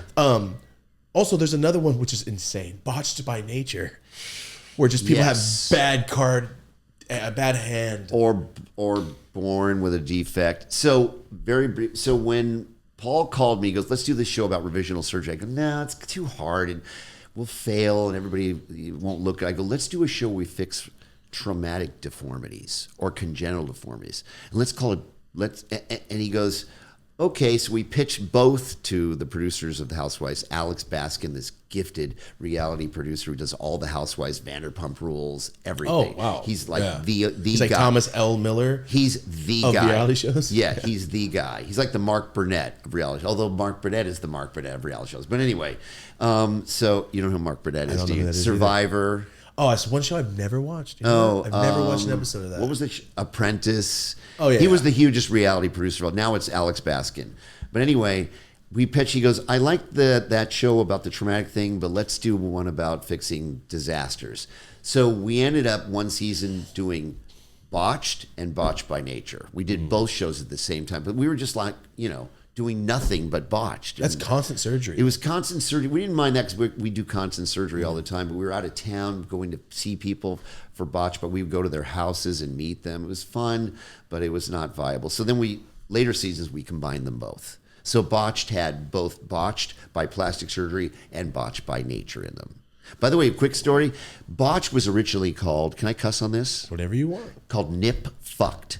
Like Nip Tuck? Nip Tuck. Love that damn show. God, you really know God, I old love TV that show. shows. I loved it. I How watched old every were you when episode. that came on? I was 14. 14, okay. I remember it came out when I was in the 10th grade, and Christian Troy, the first guy, came out and pulled that Cool, young right? blonde girl. I'm like, he's banging her. What is this show? I was like, oh, FX. You're allowed to do whatever you want on FX. Right. Nip Tucked. Oh, yeah, Nip Tuck. So we called the show Nip Fucked. Nip Incredible. F***CKED. Yeah. And we thought this is the most hilarious title. Everybody's going to watch it just for the title. And then a week before the show came out, the advertisers go, nah, we don't want, Yeah, it's a little. we don't want the, well, there was a show called Shit My Dad Says. That's incredible. What show is this? It was a show called William Shatner. There was William Shatner. Twitter was in its first year. Infancy? This guy had a Twitter handle called Shit My Dad Says. And it was very funny stuff that his old dad had said. I love It was that. a big Twitter handle. So they decided to put it on CBS as a show. And they went SH*T. So we thought, Nip Fuck, you could do the same thing. Oh, I thought you meant like they stole your thing. No, we thought we could do that. The advertisers will let us do that. They go, no. And then so the networks calls, so we changed the name. We go, what's the name? They go, Botch. We go, no. I go, why? They go, because all the plastic surgeons who we're fixing think we're going to rag on them and they're going to hate us. Oh, because who did your work? It implies that you were Messed messed us up. Because 98% of plastic surgery that goes bad is not because the doctor did anything wrong. Really? They got an infection. You ever seen the consent form for a plastic surgery procedure? Long. Oh, infection, bleeding, scarring, death. All this stuff that happens. You're kind of in your control of that. The doctor can't really do anything for you. You know, if we put you under anesthesia and you have a heart attack and die, we checked you out. Sorry. Surgery is serious, man. You get an infection. I do your breast surgery and it gets infected. Even though everything was sterile and done perfectly, it still can get infected and it ends up a disaster. You may sue me. You may be mad, but It's not your fault. not my fault. And you signed a consent form. So it sounds like botched means the doctor gonna did mess you something wrong. Negligence, Yeah. malpractice. So they go, we're sticking with botched, and we went, oh, and then it turned out to be, now it's like, No, that's a great name. Now it makes Hindsight, it, now yeah. it's in the culture, it's part of the lexicon of culture. This was botched, that's botched, so it worked. I like Nip Fucked. Nip Fucked is I like totally it a cool, lot. right? I like it a lot. What an insane show. R.I.P. Christian Troy. He just passed away. What a crazy thing, man. That actor just died like 3 weeks ago. What a Right, trip. he did. He did Fantastic Four. Yeah, it's so crazy, man. He did a lot of good stuff. A lot of good stuff. But yeah, great show. What an era of TV. I know. You could put anything you wanted on it, actually. I didn't realize you're such a TV guy. Oh, everything you can think of. I grew up on Seinfeld since I was like 4 or 5. That's very cool. I watch it every night. It's pretty sad. I have a projector. I just fall asleep. So you love Curb Your Enthusiasm, I assume. Love it. Yeah. It's incredible. I never really, so when you're in my trade, you go to med school, then general surgery, then plastic time for surgery. TV. I didn't watch Yeah. any TV. You missed So all the 90s sitcoms. I've never seen an episode of Seinfeld, ever. It was exactly when I was a general surgery resident. Up all night July 5th, operating. 1989 is when it dropped. I remember. I never. Are you serious? Yeah, never saw any. Your life is gonna. The simulation's getting better as soon as you watch some Seinfeld. I saw it before. I saw TV before, and I'm of course very, very familiar with what's streaming now. Wow, no, it's, you know what? It came out in 1989, and it still holds up to 2025. Every single thing, except a lot of stuff would get fixed in their episodes with cell phones. Right Now it's like, hey, just call them on your cell phone. Episode's over. Oh, really? Shit. Like, Yeah, that would have solved it. I see a lot of it because it comes across my feed, right? I mean, that Kramer, hilarious. Michael Richards is too funny, man. It's just such a good show. Too bad he got canceled, huh? Yeah, too bad he went. You know what? Let me let out this inner anger. You know where? In privacy of your home? No. On fucking stage. I just did the Laugh Factory, and as I'm on the Laugh Factory, I'm like, You do stand up. yeah, I do stand up, yeah. And I'm standing there going, whoa, this is where Kramer ruined his life, huh? Oh, yeah, those guys were yelling right there. Okay. And then I yelled at the gangbanger up there. Anyway, when I went there, it's the first thing I was like, Kramer. Isn't that amazing? Kramer. Yeah, pop culture. That's pretty. Did you ever watch King of the Hill? You ever heard of it? Yes, that was also. I didn't get It's to in that see time. that. That's what I'm saying. It's like I didn't see 1985. Family Guy. I didn't see that. That's the Seth MacFarlane stuff. Yeah. Have you ever seen that one? You know, the sheep. He's getting shorn, and he goes, "Shear me, short me." Oh, anyway, it's you know, I obviously wasn't exposed to it. It's the funniest thing I've ever seen. I guess it was just filled with that kind of funny. Oh stuff. yeah. No, I mean, we're living in a time where you could say the worst things ever, the worst race. As long as it's a child cartoon saying it, it's a hit. It's true. South Park, Family Guy. You could still do that right now. Isn't that weird? It does not matter. As long as it's a cartoon, you're Isn't gold. that interesting? I think think of like the worst show ever. Put it South Park. Put it as real children, like canceled. No. Right. No, you can't have that child saying that. But if it's a cartoon, I'm all for it. Yes. Simpsons. You can't choke your child, Bart Simpson, Homer, but you can if it's a cartoon. I remember I saw this thing. There was this. It was Rick and Morty, which I don't know. I've never either. really watched. He loves it. I've only watched 2 episodes. So there were the spaceships flying around Earth, and they shoot laser beams at the Twin Towers in Manhattan. And I'm going like this, and they go down, and then one alien says to another, "Too soon," meaning it's too close to. No, I thought, how can you do this? How can the advertisers let you do this? And it was because the it's world's animation. a lot less. What's Is the it word I'm looking for? sensitive? No, the world's a lot. It's sensitive, but the core of people are a lot more insensitive. When someone dies, there's a meme 4 seconds after it. Like people are very vulgar and horrible now because they can go, it's account I made on my other phone. Yeah. No one ever gonna know it's me. It But has the day they change that, people get nice again. It's allowed hate to expand like a wildfire. But also, they put it out real quick if it's out in the open, like because you can cancel in 2 seconds, or just stay under the radar and say the worst things ever on an account to multiple people. It's just So you must have that in your life. You must have people who listen to your podcast, see you do television, whatever the stuff you're doing, and rag on you. I have a lot of You get good stuff and the negative. I probably have the nicest fan base in the world. Oh, you do? Yeah, when I do meet and greets, there's thousands of people. Well, in all person. nice. Everybody's nice in online. person. Online, I did everything for free. I wasn't making $1. I was just doing it. Had a job. My clothing company, just trying to make it work for 9 years. Nobody was really mean to me.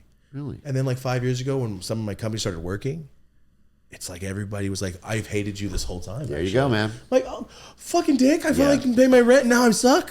Damn it! Isn't that weird jealousy? It's so annoying because is people annoying. that I talk to you, like I'm not different. I'm saying the same shit. Oh, You ever heard of this thing called BravoCon? my aunt just went. Okay. It was last weekend. Yes. Yeah, my aunt I just went to BravoCon. It was amazing. She just went. Yeah. Okay, so my wife's a housewife, so she got invited to Bravo. So I go as a house husband to BravoCon. Oh, how like yeah, I'll join and tag along. Yeah, it's fun. And so it's nothing but fans of Bravo and Housewives. So you nice. go there, and it's like, 10,000 people who love you. It's Isn't that so fun? You get out of your SUV, you think I was Bon Jovi, or I don't know who you would say. John Bon Jovi. Yeah. Yeah, you think, or John Paul, George Ringo. You probably don't know who that is, do you? Talking about the Beatles? Okay. Oh, I know everything almost, except that one Ricky, what's his name? The 80s pop star, your friend? I don't know that name. Richard I Marx. don't know that name. He's so... do you know him? No, I don't. No. He knows way more than I do. If he doesn't know You it, don't there's know no him? hope. You know I usually do. I really don't. Like I know and that's when I'm shocked. I don't know who that is. But yeah, when it comes to pop culture, basically I am AI. So he was In the here. Justin Timberlake of the 80s. Pop star. For sure. The pop star pretty kid. Except many, many more hits than Justin Timberlake. Yeah, he only had like 5. Yeah, if you really think about it. NSYNC had more. Yeah. Yeah. Yeah. Well, Richard Marx wrote a lot. Wrote them. But I'd be so. That's like AI. Like, hey, can you write my song?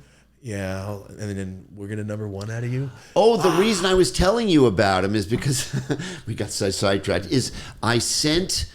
Oh, that's right. You said you were. I sent him this thing. I go, what do you think about AI music? And he goes, I love it and I hate it. He goes, I go, why? He goes, because he sent me this partially constructed song, because all those big pop stars who have this big album, They don't write it. No, they write them all. But they have a whole bunch of, like Prince when he died had like 2,000 songs. Songs that aren't released. Yes, exactly. So they all have that. All the big writers. Okay, so he gave one to Sora.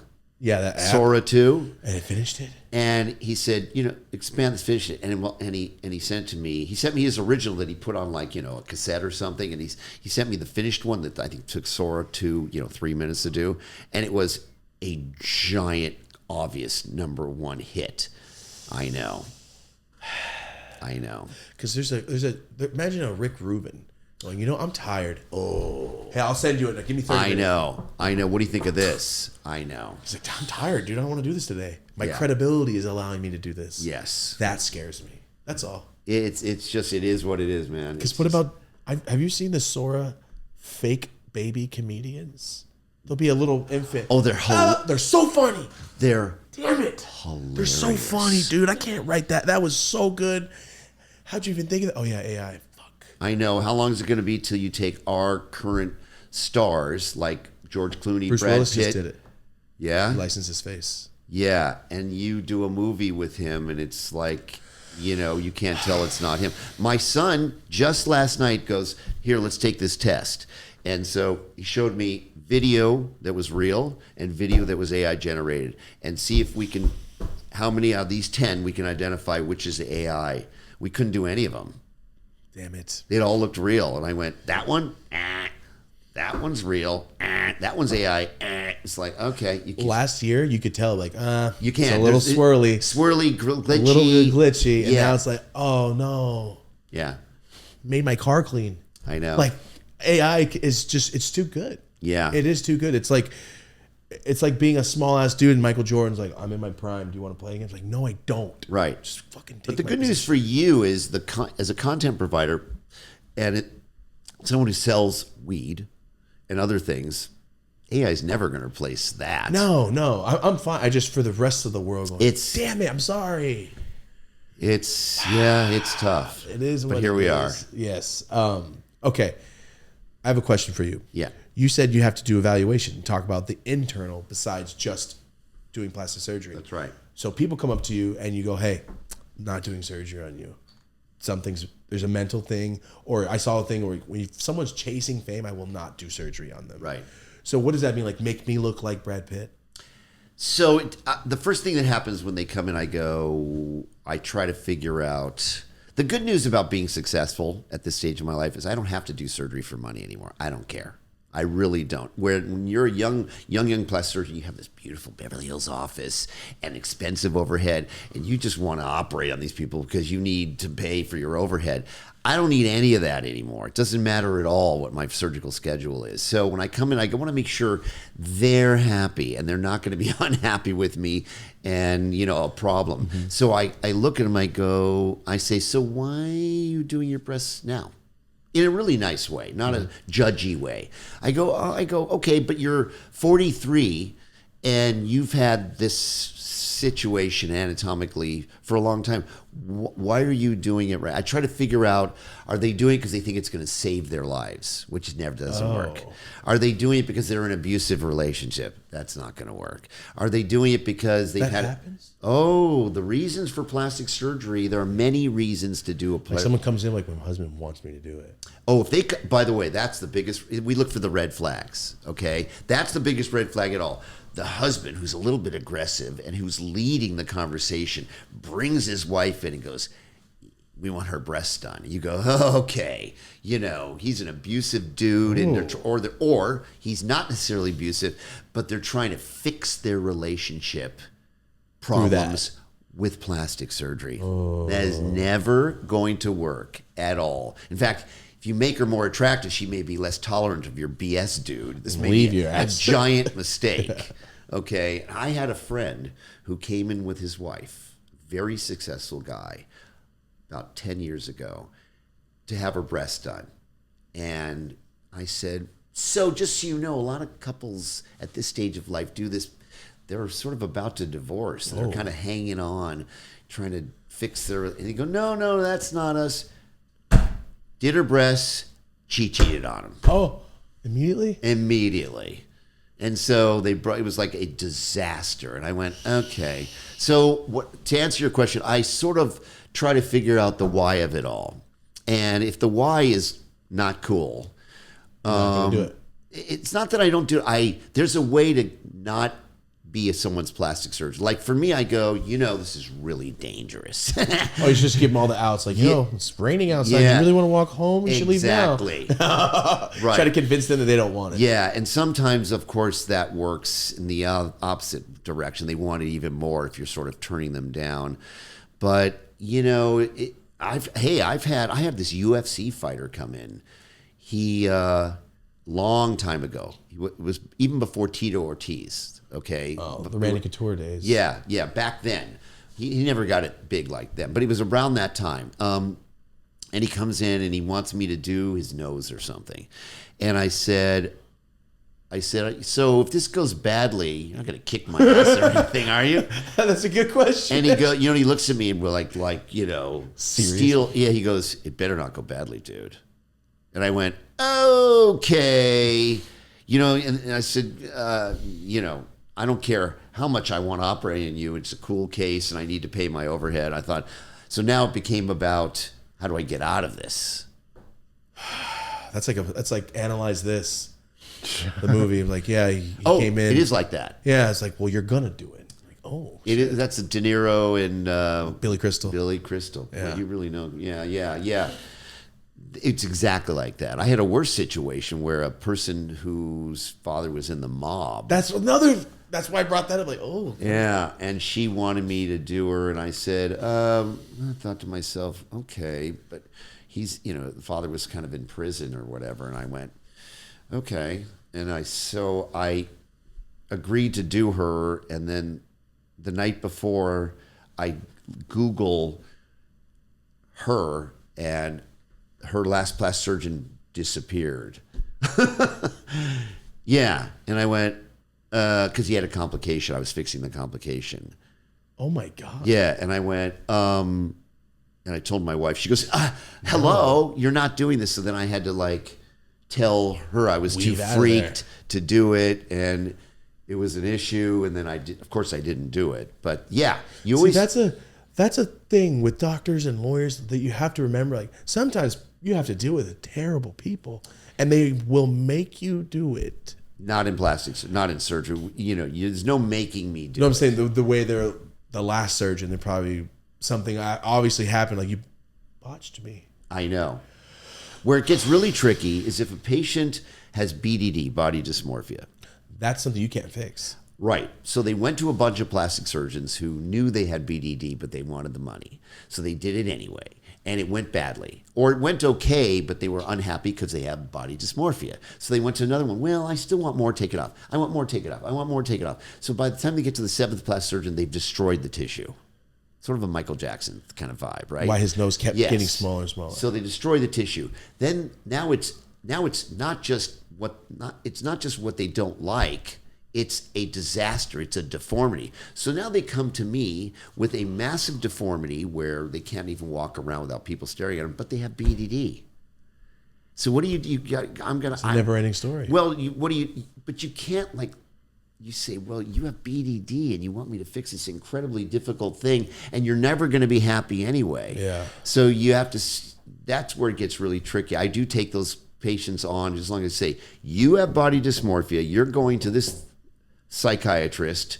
You're going to talk to them. Psychiatrist and I are going to talk, and you're going to realize that if I make you normal, that's going to be good enough. Normal is the goal, not phenomenal, not this unrealistic view of what you want to look like. Normal. I promise if you make me normal, I won't be unhappy. Okay, and you operate on them, and you go, normal? They go, well, can't you? No. No, I can't. Take more, do more, and then they still have gone down another path. I just imagining the scene from Batman when Jack Nicholson sees his face. Wait till they get a load of me. Thank you. I can't believe you know that. Yes. I can't believe you know that. Yeah, it's a good movie. It's a great movie. So it's funny because a patient FaceTimed me the other day and I did a facelift on them and they were really swollen. And my son happens to walk by and see him and he went, whoa. And I go, yeah, don't look at this. And then we hung up. She looked great, but she was just swollen. She looked normal. And I go to my son, I go, wait till they get a load of me. He goes, huh? How old's your son? He's 22. Oh, that's different. That's a big difference of age. Yeah, but 30. Wait, how old were you when that movie came out? The first Batman. I was born. The year I was born. Okay, so what's the difference? I grew grew up on Batman, though. Yeah. Okay, but Jack Nicholson, wait till they get a load of me. By the way, your audience, you have a very young audience, obviously. None of them will know this reference. Our audience is younger, and most of them go, I watched that movie because, like, Jacob's Ladder we watched. I'm like, yeah, you should go watch this movie. Great. We had a guest on that recommended, Jake Johnson from New Girl. He was on here, and he had a movie called Self-Reliance that he based off of a comedic Jacob's Ladder. Wow. It was so good. So I had to go watch Jacob's Ladder with Tim Robbins, and such a sad ending. What a good movie, though. What a good movie. Yeah, they had that sort of surprising ending. It was... I mean, it got me. Well, yeah, it got me, too. He was in Vietnam the whole time. Oh, that's right. Oh, no. That's right. A terrible movie, man. I mean, in a good way. Yeah. Okay, but yes, so when people come up to you, they're going to ask, well, with body dysmorphia, you can't fix that. So that's why I wanted to say, will you work on them? If you come to an agreement. If it's a deformity that so adversely affects their life that it's just not fair. Wearing a mask. Yeah, that's just not fair. They can't get a job. They can't meet someone. Then you sort of got to take them on. But, that's really risky. But I'll do it if they go through an algorithm where... they've met a therapist and we all agree this is high risk psychologically and physically. Because, by the way, here you're about to take on someone with body dysmorphia who has a very difficult problem to fix, who you could easily make worse. That's what makes body so complicated. Because the chances of them being worse is very high when you do difficult revisional plastic surgery. Very high. Well, you peel it back and go, all right, how am I going to fix this? Well, if you think you peel it back, but there's no blood supply. Oh, it's just dead See, tissue? the problem is the more you operate on an area, the more disrupted the blood supply, the worse the scarring, the less the chance that they will heal normally. Oh. So tissue that has very poor scarred blood supply has a much greater chance to get infected, scar worse, or undergo this process called contraction where it goes... You know what I mean? And that part of the skin will just... And the whole thing just goes... It may look amazing on the table, but during the healing process, because it doesn't have enough blood supply to heal, it just goes... and melts on you. And you go, ooh. And then people I'd be so upset. People will... Yeah, no kid. And what if it looks great. And what if you had BDD, right? And so people will get obviously very upset with that. And, people will say... You shouldn't have taken that on. You should have known that was too high a risk. Did you warn them that it was going to be that risky? Because most people don't take those precautions, so they automatically assume you didn't. Yeah, so I have them sign special. I give them special consents. I say, this could go the other way. And here's a consent form called a high-risk consent form. Sign this. It doesn't get you out of jail for free, but if they ever sort of said, you didn't tell me, you'd go, really? I didn't tell you? Do you see this plain English form that said, it could be worse, chances are pretty high? You can't say you didn't read this. It wasn't like a mortgage paper on page 278. Yeah. You know what I mean? It was like, here it is. So it's tricky. People, when they want it, they'll sign anything, honestly. That's the problem. They'll sign anything. So you got to stop that and go, this is not a sign anything. This is a, you bungee jump and, our ropes are frayed. Question. A 22-year-old girl comes in and wants face work done. Do you ever look at people like, you don't need this? Yes. Okay. All the time. Okay. Because it's like a trend to get work right now. I've seen people like 24 getting Botox. Well, I will do Or that. getting okay. I You will do that. I'll Okay. tell you why. Because if they can show wrinkling with Botox, Botox is so benign and it has so little side effects and it's temporary. So that's something like, well, in a couple months it's okay. And, yeah, and it's preventative from them getting deep lines. What about a girl wanting to get like? I'm sure you look at somebody and go, you do not need that. It might make you worse. Yes, when I they're do that all younger, the time. when they're younger. Well, how about a 30-year-old who wants a facelift, but when you Shows do no this to signs. them, it doesn't look any different. I say to them, no, do not do that. And of course, they'll go down the street and they'll get it. Where it's tricky is if someone wants to have like the new latest trend. Like If they what? want to have like, you ever heard of fox eyes? This fox eye surgery? It's already come and gone, You thankfully. cut your eyes to make them up. You make. By the way, think about this trend. What if I told you you're going to come in, a patient's going to come in with a really beautiful rear end, and they're going to take this beautiful, normally projecting, good-looking rear end, and make it gigantic. If I would have told you that before BBLs became a thing, you would go, What? What? But now, Oh, it's like having a fucking Honda right now. Like, you have BBL? Of course I have a BBL. Like, every girl under 30 damn near in LA is like, yeah, I'm going to get one soon. so where do you draw the line to you don't need that? And those girls with those beautiful, or 24-year-old girl with a beautiful buttock, you look at them, you go, wow, it's sort of awesome. They go, yeah, I know, but all my friends have, and that's the culture, and that's what's on in the social media and on TV. I want that. Okay. I don't do it. Yeah. I don't do that. I don't do that operation because that operation is the most fatal in plastic surgery anyway. BBL is? The BBL is. Why? What?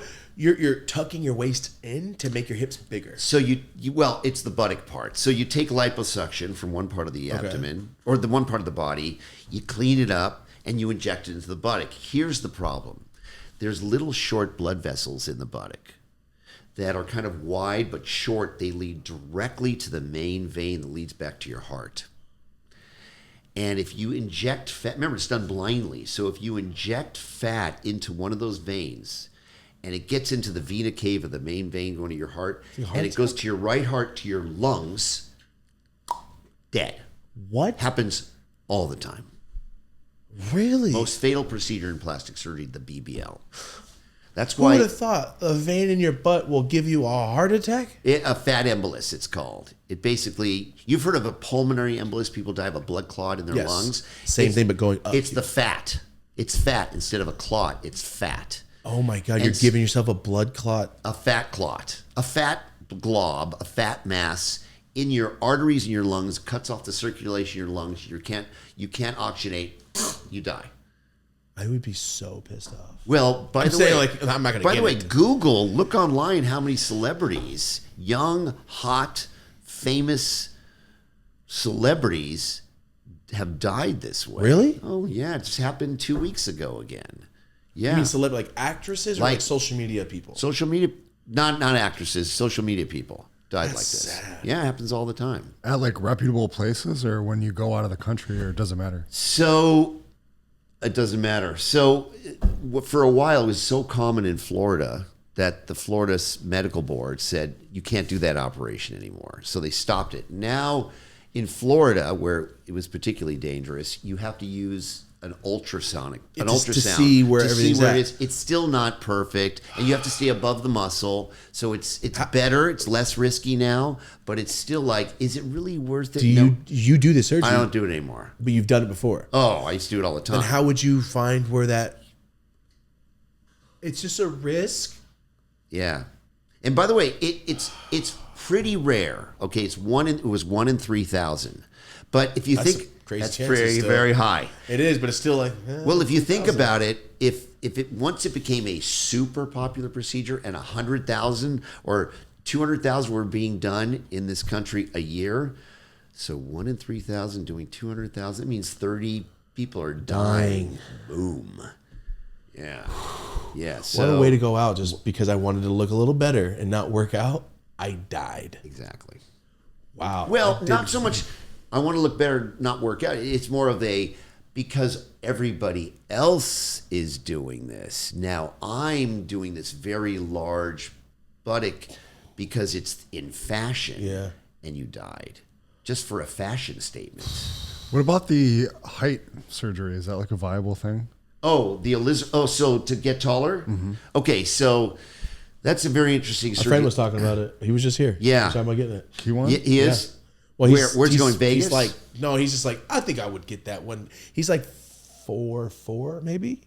Oh, really? Yeah, he's a small dude. Yeah, you can't blame him. So that one's tricky too because it's not fatal necessarily, but it's called the Ilizarov procedure. As it turns out, if you take your femur and you fracture it and you put a space between it, it'll grow in bone in the space. Oh, I didn't know that's what they were doing. That's what they're doing. Because I remember the old one where you twist those little knobs. I saw that on some show. They twist the knobs and it extends. It distracts it, and you grow bone into it. That's what they were doing. That's what they're doing. Oh, I thought they were just leaving metal plates like No, Lieutenant Dan. no. They just had metal bones. No, it's called distraction osteogenesis, which means to make bone as you're distracting. So you get a fractured space, and the body fills in the space. How smart. Yes, except the recovery Is terrible. is terrible, and you'll probably never run again. Oh, You'll never really run again, and if you run, you'll run very. And the recovery is like a year and a half. And I can imagine arthritis can come from that too. Yeah, exactly. And so that one isn't necessarily fatal as its main complication. Just the recovery is brutal, and it's going to change your life. But you know what? If I was that small, I'd be like, I'm gonna risk. I can't see anything. If I were yeah. The question is, what about guys who are 5'7"? 5'7" is normal. That's fine. Yeah, but a lot of guys 5'7" want to be. It came out recently on the Real Housewives of Orange County. My wife disclosed that I wear lifts in my shoes. By the way, bitch. So what a thing to say. And so I don't watch the show because I don't want to be mad at the other women because I want to be nice to them. So I purposely don't watch the show. Smart. Yeah. Because you're like, hey. I know. No. So when I see them, I go, hey, how are you? And they look at me like, oh, have you been mean to my wife? I go, I don't know. And it's okay. So I was watching, all of a sudden I'm watching on my feed or whatever, and it says he wears lifts, or the articles are written, Dr. Terry Dubrow wears lifts in his shows. And I look at my wife, I go, really? I go, what else are you disclosing? What a weird life that you go, I found out about this on the internet. I know. That is a very odd thing to say. And she goes, sorry. Because it's like embarrassing, but not that embarrassing. It's not like, she said that I had done something in my past and I'm super embarrassed about it. She's disclosing that. And so I walk into the next party on the Housewives, and the wives look at me. Like at my shoes, like, oh, how tall are you, Terry? Disciplined enough to go, lifts. That's right, put them in the shoes. Yeah, I know. I will forget one and then leave the house like, shit. I don't wear lifts. I wear shoes that are high heel type shoes. Oh, yeah. Like that. Yeah. And he's tall as shit. So. Yeah. This jerk. Okay, but truth be told, mine probably are higher than that. Oh, they're big ones. Well, no, that's pretty high. That is pretty. That's like an inch and a I want to half. find the manufacturer of those. I don't know. Are they ducks? Well, okay. If I'm being perfectly honest, which I am, at least you're disclosing that by showing the size. Mine's on the inside.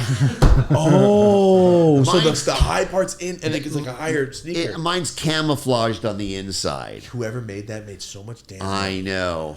Oh, I wish I would have thought of that. So, my God. So I walk around, instead of being 5'11", I'm like 6'1" most of the time. Hey, all right, you know what? Whatever. That's not that bad. If you're like 5'4" and you're like, I'm 5'8", like, right, damn, man, you're really lying. And by the way, that you can get 4 inches with that is Ilizarov procedure. You can get. I'll just wear lifts. Yeah. I'll tell my friend, you need to get some platform shoes. Yeah, but if you're 5'4", you're only on 5'8". I don't know.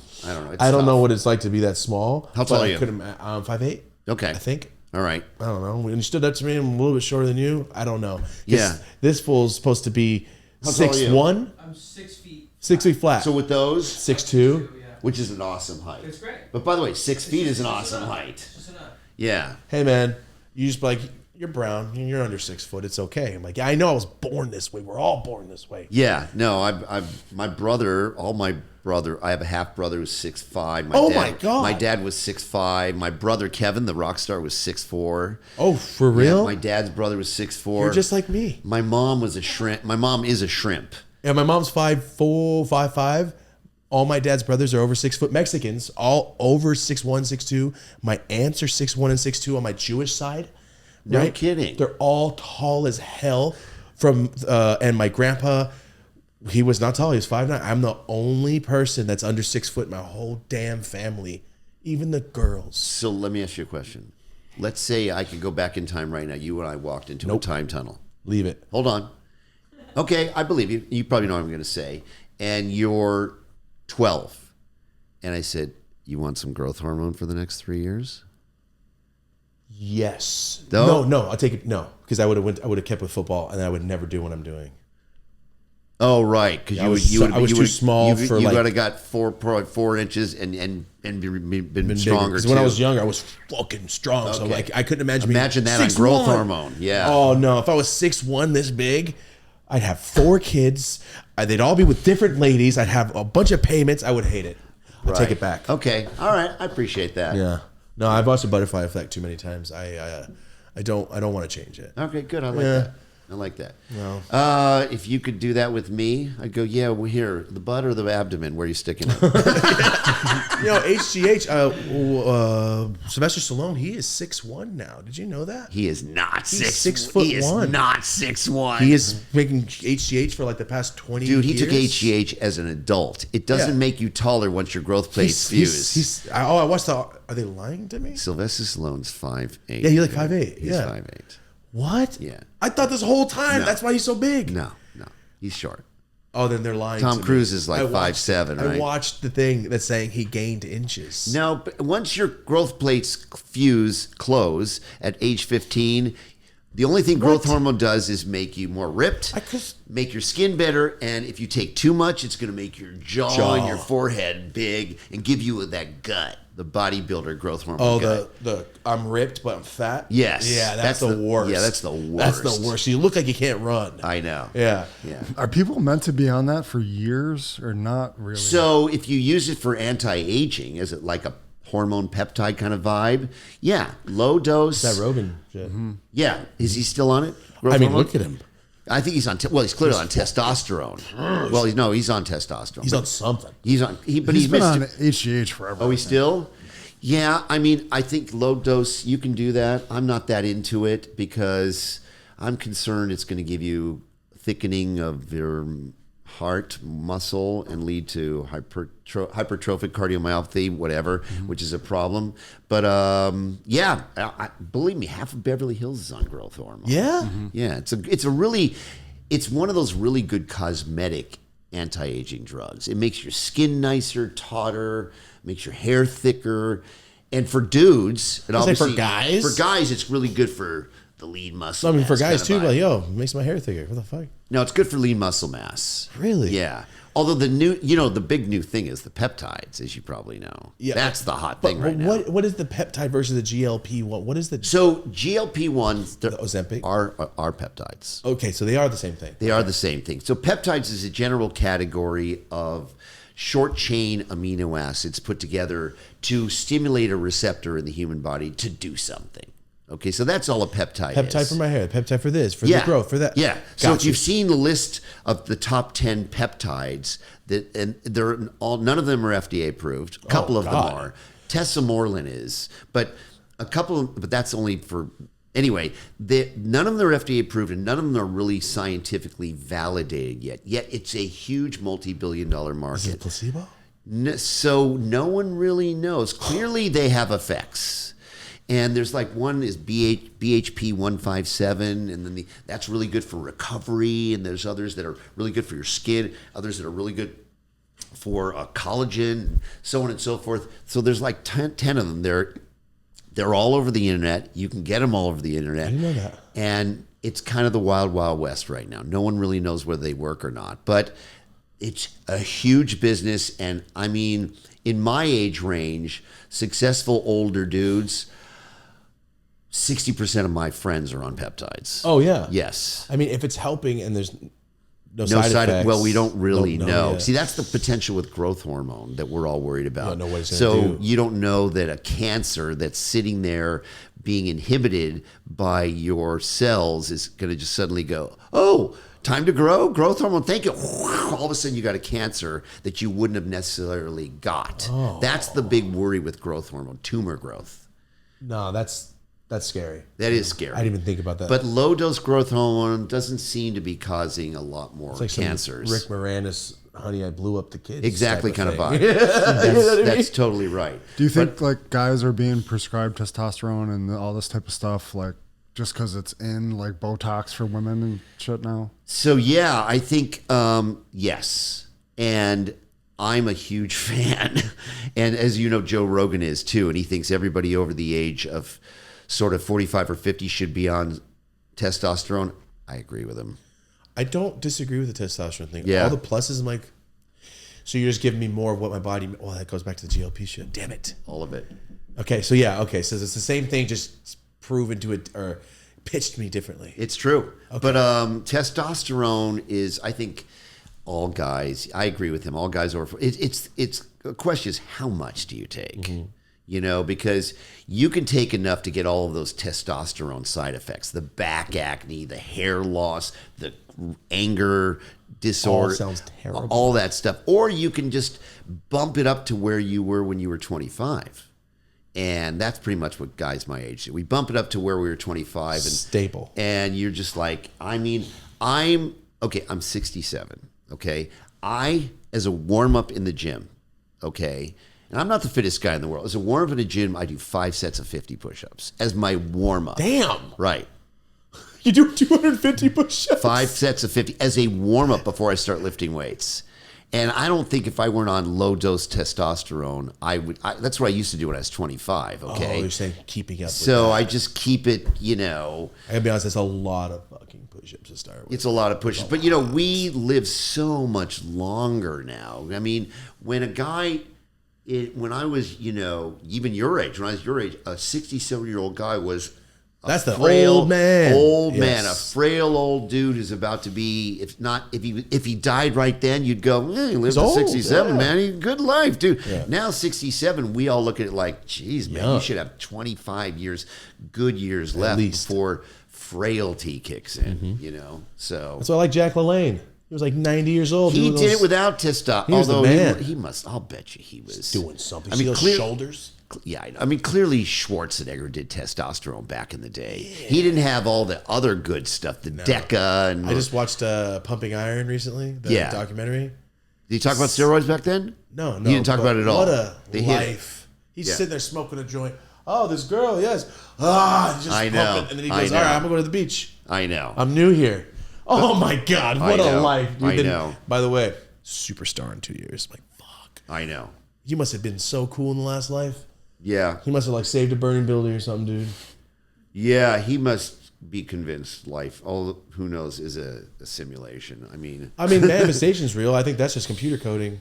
I agree. I think it's the same thing. 'Cause that shit is very real. He definitely manifested all that.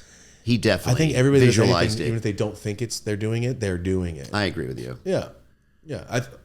At least what I think. And we got lucky. There's a certain component of you just got lucky. I say it all the time. Yeah, me too. And by the way, every successful person I know goes, who really, you know, you get them a little Luck. cocktailed up, and they go, yeah, I got lucky. Yeah. What are the odds of this? Yeah, what are the odds of this? I mean, you know, what makes me so special? You know. Like, you ever watch It? Remember with Tim Curry, the old ones? Yes. Remember? They had the comedian kid that ended up being Seth Rogen. Then he got older when he had to go back to dairy, but he's on Late Night with like Johnny Carson in the movie. And when he's talking about, I'm going to do something later on. Every single time there's a famous kid in a movie, they always go, when I get older, because they're speaking it out into existence every single time. I just always think of that when I was a kid. Like, he said it, and look at him now. It always is like, we just had a guest on last week that's a famous rapper. Turns out he had a MLB contract waiting for him, a full scholarship, and he ditched it. He's like, I'm going to just do what I'm doing. He's successful. Wow. But like he's like, oh, I used to sleep in my glove. I would watch TV, baseball all day, watching every baseball. He knew every single baseball movie ever made. I was shocked. He named 2 I've never even heard of. You got to get obsessed. Yes, that, and you have to know like, I'll do that. Yeah, Yeah. Because the best athletes are still the most obsessed. The Kobe Bryant. You ever watch? That's different. I don't think there's anybody else like that. Well, Even Jerry Rice wasn't like that. A-Rod. I watched this thing that's on HBO Max right now. He was amazingly great baseball player, but he played every inning. He was first into practice, last out of practice. He did the thing. Yeah, that's the Kobe thing for sure. Yeah. Yeah, there's just some people that are like that, and I've met a few. Yeah. They're successful. Well, no matter, even if you own a landscaping company, like you're crushing it though. Yeah. That's why I always say it doesn't matter if you're famous or making a lot of money. Are you successful? It doesn't mean like you're successful for you're making $50,000. That's amazing. Good job. Yeah. For some people, I'm like, that's fucking amazing. Yeah, I mean, the thing about when I did the Swan, it was very early in my career, and I got famous overnight, and it allowed me to have the volume of someone who was many years further on in their practice. So I got the 10,000 hour thing way early. So I was way advanced in my relative surgical skills very early on because I was so busy. See, a plastic surgeon can't go, I'm going to practice all day and all night and become the best plastic surgeon. You can't. You need patience. And they're not coming to you unless you're good. Yeah. So, and you're on the show, they're like, well, he's showing his face. He has a reputation. Yeah. So when you're an athlete, you can practice all day and all night and work out and and take your talent, whatever it is, to the next level. You can't really do that as a surgeon. But surgical training in my day, we used to, there's 168 hours a week. 24 times 7 is 168, right? That's one. That's it? That's how many hours there are in a I'm week. 24 hours a day, 7 days a week, 168, right? When in my day, we were awake working at least 148 of those.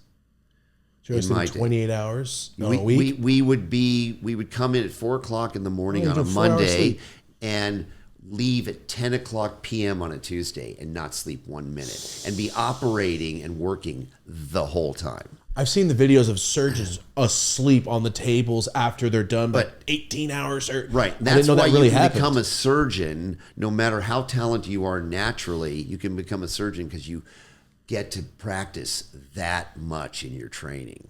That's why surgical training was so powerful back in the day. And why people get paid so much for doing what they're doing, because no one else the way I see it is, can anybody else do your job? No, then you should probably get paid more. But surgeons don't make that much money anymore. Really? No, insurance companies don't reimburse, so it's not the ROI on a surgical training program is not worth it anymore. Really? No, because what field took over that in medicine then? Nothing. Well, so in the old days, if you did you did a bypass, a heart bypass. Okay, it takes like 10 years of training after med school to be able to do that. Okay, so you make no money for those 10 years. So you're like 36 and you get your first job. So they used to make a lot of money they used to get paid $48,000 to do that operation. A lot of money. Do you know what a heart bypass pays now if you do it on an insured patient? Like as a doctor, how much you get back? Yeah, $800 to $1,200. Stop it. Yeah. It's not even fixing a car. Yeah, it's not worth it anymore. Yeah. Mechanics make more than that. Yeah. Yeah. Doctors don't make money anymore. What? Not like that. Well, that's not good. Who wants to be a doctor then? That used to be the thing. Yeah, but it's still the most fascinating. You do such good work. It's fun. Yeah, but there's so little of yous out there going, I love this. It's so fascinating. It's so cool. Yeah. There's not a lot of those out there. Well, and plus, radiology, there's no better thing to read an X-ray now than AI. Reads it much better than a radiologist. You know what? I take it back. I'll take AI on that medical scanning, because they'll find things that your eye might have caught because he didn't put his contacts in today or something random, or he's texting going, this one's fine. And pathology slides. They can read pathology slides much better than a pathologist. I like that. And the fact that you can AI, or when you chat GPT during your surgery, I get that. That's like having, hey, our intern that's in school, look this up now. I like that. Right. That's cool. But there's a possibility like, hey, it's wrong. That's what scares me. Like, what if it's wrong? Oh, what if it's wrong? Yeah, well, that's why we have the training. But soon, very soon, it'll be smarter than any of us. Yeah, no, I think it's already there. You ever heard of the term the singularity? Do you know what that is? You heard of that, right? The singularity refers to this phenomenon in artificial intelligence where they are smarter than we are and than any of us. Skynet. Yeah, they're smarter than any of us. And not only are they smarter, they can now discover new principles in physics and mathematics. And they then ultimately they become aware they're smarter than us. And human beings are savages. You realize that, right? I mean, We're pretty dumb. We're pretty stupid, unless and we're pretty mean. The emotions and are we'll kill people controlled. based on crazy Religion? things like religion. Yeah. Once they become aware, they go, "Wow, they kill each other. We should kill them off. over their God, which is different than their God." We need to control them because they're out of their minds. Or just make them stop reproducing for a Right. while. And so they'll be it's like, okay, once the singularity kicks in and then they become sentient, they become aware. That's what we're Terminator all... 1. Right. That's what we're all afraid of. I'm afraid of this. Hey, we become self-aware. We need to stop them from having kids. Change this in the code on the FDA. Boom, boom, boom, boom, boom. Now this is allowed in this, which is causing people to be infertile. Right. And causing who's to stop? Right. No one's gonna breed. Hey, are the facts good in all of these million items? No, we did them once. We don't need to do. Right.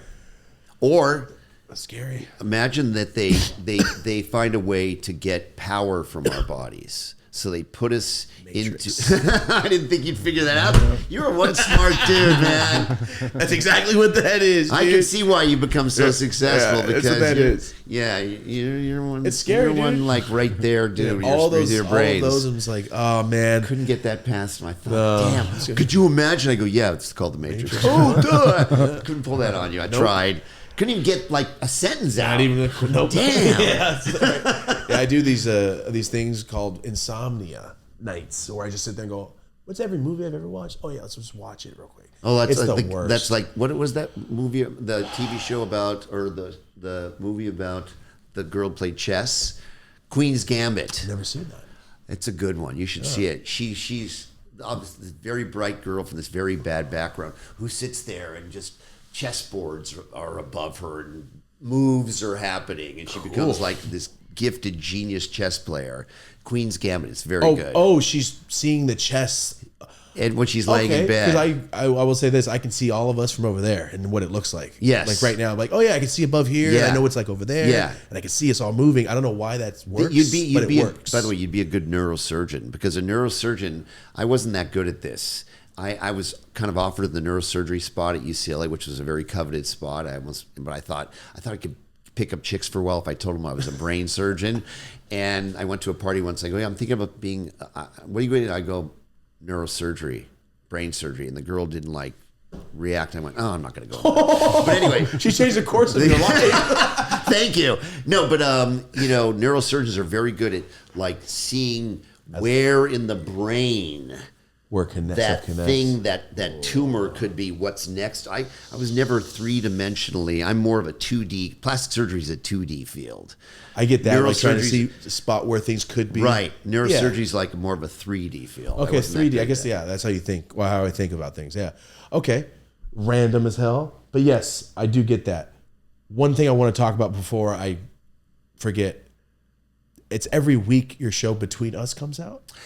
Yes, we have a podcast, my wife and I, Between called Us. Between Us. We do it once a week, and we don't talk about housewives, okay? Because that's what a lot of people who are on housewife shows. Let's talk about the other housewives. We don't do that. We talk about our lives. You know, Heather and I have a kind of a rarefied life with interesting kids, and we have a platform, and we do all this other. So we talk about what we have access to. I'm very into health, wellness, and beauty, obviously. I'm sort of an expert in multiple fields. We talk about how we lead our lives, and we know a lot about finance. I'm very into finances, and I'll bet you are too. If you're not, you should be. I'm just getting in. He showed me spreadsheets last night. You do stocks? No, I do dumb stuff like create another business, but it always works out. That's for cash flow, but what do you do with your money? I put it into the next business. And start Okay, another one. that's cool. But so not only do I want fix you to that. get on this GLP-1 situation Stocks. before I leave here, I want you to take 20% of that, rather than rolling it right in your next business. You take 20% of that, you put it into NVIDIA, Microsoft, Tesla. You're a young dude, and you just let the eighth wonder of the world happen, which is compounding interest. You just let that snowball grow, and by the time you're my age, you'll have this giant snowball that no matter what's going on in your life, Still there. You're just taking care, and your future generations are taken care of. So take that cash flow, take 20% off the top, and put it into stocks. Okay. And put it into the top 7 tech stocks. But my thing is, doesn't everybody want to be in those? How am I going to make money if everyone's putting in money to Microsoft? Is that viable to do? Like, Yeah, because they time? go up hugely No matter every what. year. So it's a safe bet. Oh, think about NVIDIA, for example. NVIDIA is the chip that is responsible for the foundation of AI. They're sold out. Every time they make a new chip, everybody wants it, okay? The company, I've been investing in it for 5 years. It went from like this small company to the world's biggest company. It's worth $5 trillion today, right? And so if you just take that money and you just put it away and let it grow and don't even look at it, don't trade it, don't gamble it, just take it, you're going to be good. Because $5 trillion? Yeah, $5 trillion. Yeah, Google's worth $4 trillion. Apple's worth $4 trillion. Oh, so it's bigger than Google and Apple? Yeah, it's the number biggest one company. NVIDIA. I never heard. So that I want you to focus your attention to that. Compound interest. you called it? Compounding interest. Einstein called it the eighth wonder of the world. It's this amazing thing that happens with your investments as they grow, and they just all of a sudden that snowball that's rolling down the hill gets to a certain point. It gets giant. You just go, wow. I would love to forget about some stuff and go back like, oh my God, a house. Yeah, do that. Yeah. Okay. Tell your audience to do that. Well, that's why when we do solos, it's just me and him, we've done an episode on just how to do, I mean, there's stories, but like how to start a business, where to go to the LLC, how to do this. I love it. Just because if you could skip the steps we all struggled on by watching your show, you like. Yeah. Fucking awesome. I love That's why it. this is so important, because there's somebody out there going, oh, peptides, huh? Yeah. We're in the live chat on our YouTube channel every week. We're in live chat watching it. And we had Jay, shout out to Jay. He's always in our chat. He just lost his leg to diabetes. Like, he's a young dude. We were talking about diabetes and how Mexicans' biggest adversary is the wall and diabetes. Yep. It was just a joke. And he's like, I just lost my leg. Like, the guy in the chat every week, he's a young dude, but from diabetes. And then I realized my grandma Dolores, the one I used to watch everything, I didn't know. I was a kid, but I used to clean her leg because she had this cut. She had diabetes too. No, I didn't know, but it was like Yep. a Wounds fucking won't heal with hole. diabetes. Yep. And I would clean it and gauze it, and it would never get better. Right. I never knew what that was until I got older and was like, oh, it's diabetes. So you had diabetes in your genetics, huh? Yes. Okay. Well, my grandma's the only one that had it, but I honestly Okay. believe like that's a big enough, But scary when your enough weight's for a me. little too high, you can become insulin resistant Pre-diabetic. and pre-diabetic, or diabetes type 2, which is non-insulin dependent diabetes, and that can have the same kind of negative effects as full-blown type 1 diabetes, where you need insulin. But anyway, that's a whole thing. Hey, we're just trying to help I want to everybody, tell yeah. your audience to start. Your audience is young. Start taking 20% off the top. I don't care if you think you can afford it or not, and put it in tech stocks, and just don't look at it. I do have one friend that started that in high school, and he bought a house at 19. I Yeah, remember that. yeah. Michael. He's the only one that ever bought a house and had a degree, I remember. Yeah. So what about real estate? I've done very well in real estate. Okay, 'cause I don't I- know if you've looked me up in terms of real Oh, estate. no, we have. So you know Yeah. my He lives in where you live, so that's why I he's live in like, Orange County. Yeah. So yeah, my wife and I built a house, and we didn't mean to sell it, but a Chinese billionaire knocked on the door literally, and made us an offer we couldn't refuse, and it was the third highest sale in Orange County history of a house we built. Is he a fan, or he's like, nice No, house? no. I think he's a brilliant guy from China who, the government kind of, I don't know this for a fact, so, I'm not defaming or making any, but I think when you're in China and you're extraordinarily wealthy, the government can take that money from you at any time because it's, communist, right? It's dictatorship pretty much, right? And so if you buy stuff in the United States, that's outside of their governmental control. So a lot of them, I don't know he did, but a lot of them, he bought Mark Wahlberg's house like 3 months later for the exact same amount of money in Beverly Park up here. Buying up a property. Yeah, and so when you take your money out of China and you put it in the United States, the Chinese government doesn't have access to it. It makes a lot of sense. Yeah. The block next to me where I live, the entire block, one Chinese investor guy bought 12 houses on the block. Yeah. So They're fat houses. yeah, if your dictator was controlling your money, you'd I'd want to leave get too. your money to a place they couldn't control it. So I'm not saying that's what they did, but he bought a bunch of properties. Really knocked on your door. How do you get past the gate? So what happened was he had a real estate agent, and that real estate agent contacted Josh Altman, who was on a show called $1 Million Listing. I don't know if you know. that Yeah, show. I know what you're talking about. So Josh Altman, $1 Million Listings on Bravo, Orange County Housewives on Bravo. He DM'd my wife and said, "Hey, I got a big guy who wants to buy big properties. Would you be interested in selling?" She goes, "Do you know Josh Altman?" I go, "I think I've met him at a Bravo event." "I think so. He's a nice guy." And she goes, "Well, he keeps blowing up my DMs wanting to sell the house." And I said, "Oh, give me his number." So I text him. I go, "Hey, man, Terry Bro." He goes, "Hey." I go, "So who's the guy?" He goes, "He's like the 13th richest guy in China." And I go, "Okay." I go, "But we want to sell it for some ridiculous number because we had the most amazing house." And you built it. And we built it from the ground up. Yeah. The most amazing house you've ever seen in your life. 24-seat movie theater. Yeah. Fun. Rooms that were big as like a football. It was incredible. Football. It was What town? Crystal Cove, it's called, in Newport Beach, in Orange County. It's the one that you. That's yes. where the marathon was. Yeah. Yeah, all dead on ocean view. I mean, just gorgeous. And I loved it. And I always said, I want to be buried in the backyard. I love this house. I never want to leave. So Josh Altman brings the guy over. My wife takes him for a tour. He makes us an offer. I look at the offer. I go, "Well, you can bury me in somebody else's backyard for this amount of money." Or stipulation, I still get to get Yeah, I married. get to be buried. Right. Could you No, I think he's trying to sell the house now. He Does he make a moved profit into on it? He No. never moved in. No. So I just want you want my money in all the right, U.S. stocks. I'm gonna invest in stocks so I can do what that man did. Like I'm not gonna even move in.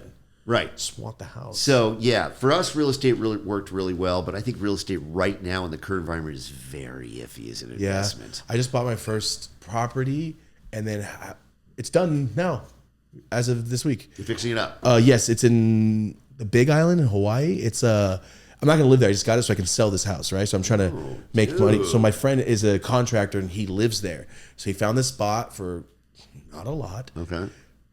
Redid the entire house. It's on 2 acres and it's all you can see the 180-degree ocean. Oh, you're right? gonna kill. They're selling like crazy. Are you gonna out put it on the there. market? Oh yeah, immediately. Okay, so here's the thing. Real estate's great. As soon as you put it on the market, you're paying commission to the real estate agent. We're not going to do that. His best friend is the guy. Okay. Like, you could just take it yourself. So you're going to pay capital gains taxes. Okay. And now you got the cash. What are you going to do with the cash? We were talking about rolling it into another property so we don't get taxed on the You know, property. 1031 exchange. So you're going to get a more expensive property. Exactly, and put it and roll it into that, and then take out. He was Okay. My friend's. That's what my friend's dad does, and it took like 3 times. Yeah, explaining that's it to the me, thing. so I can But understand in it. this market, the prices are so high, it's hard to find a property that you can make a lot Make of that money. much money, yeah. You know about capital gains tax? Okay, so please explain that. So if you sell an investment property in less than 12 months, you have to pay regular income tax. So you're a California state resident, right? Yeah. So you're going to pay 53%. If you wait for 12 months, you won't have to pay federal income taxes on that. No, you don't. You pay a greatly reduced tax rate. It's called long-term capital gains. What about It's him since he lives in Hawaii? It's Same thing? It doesn't matter. Oh, okay. Oh, well, but 'Cause he's a resident Does he over own it? We both of our names are on it. Well, you're going to have to pay California state taxes, which are the highest, 13%. But anyway, if you hold it longer than a year, it works this way for stocks or any investment, you pay a lower tax rate called long-term capital gains. You'll go from 53% to 33%. That's a big difference. But I would tell you, Yeah, please tell me, what would I don't you know that do I in would this keep situation? rolling in 1031. That's very iffy. And Okay. You have to buy a more expensive property. That means you're going to have to come up with more cash to buy. Yes. So you don't pay taxes. But anyway, I would buy NVIDIA, Google, Microsoft. That I'm going to do Tesla. already because you're telling me that this is working. Yes. I'll do that. Yeah.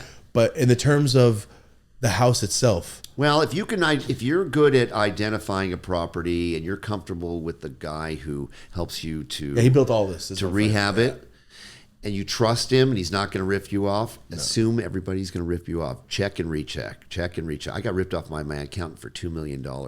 My accountant of 20 years. What a dick. Everybody. Oh, my God. You will run into someone in your life, you probably already have, who you thought would never rip you off. All the time. Yeah. And by the way, the more successful you get, the more you're going to run. Oh, no, I into double those. check my CPA. Yeah. No, I have somebody else check my Yeah. CPA's work because he checked the other guy's Good, work. good. Hell no, I don't trust Always know anybody where go, you're- "This number." yes. But you bought a house off my fucking... No. Not Right. gonna let- no. I think stocks are always the best way to go. Although I've made big money in real estate. But anyway. Yeah, so, okay. So, are you going to build another house or you just... You're So we took some of that money. We bought a huge rehab estate up in Beverly Hills. an old rehab? Yeah, it was 8.3 acres, dead on Beverly Hills Ocean View. I know And exactly what area. Giant, beautiful property owned formerly by a big producer who I'm sure you have never heard of, called Dino De Laurentiis. Nope. Yeah, he was one of the big Steven Spielbergs. Oh, so he like was in the of his era, 80s and 90s? No, Oh, no, no, no, I no. thought you meant with Steven Spielberg. 40s and 50s. He was a huge. was the man back then. The man, Dino De Laurentiis. You know that? What movies? Superman, Hannibal. Big movies. King Kong, giant, Huge movies. huge movies. Cinema. Yeah, yeah, Yeah, I got you. giant movie producer, and he had this beautiful estate, and anyway, it really could use.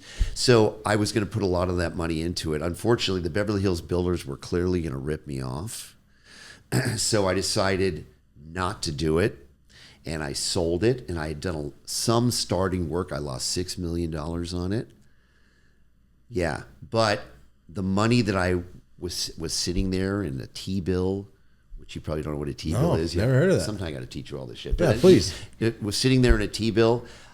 I was $6 million out. I was going to put $25 million into this house and sell it for $80. Okay, my God. That was my next project, and so Good luckily thing you didn't do the brain surgery thing. Luckily, the universe didn't allow me to do it. I realized this is going to be a bad decision. I should take the $6 million hit and walk away.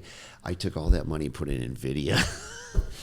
And then it blew. And it blew up. So, I've been very, very lucky. So, Yes. But my point is, it's always better in the stock market, just as long as you're not gambling in the stock market. Yeah, see, that's when I need to know the differences. Put your money in geniuses. Like, if you were going to put your money you'd put it in Patrick Mahomes. You'd put it in Tom Brady.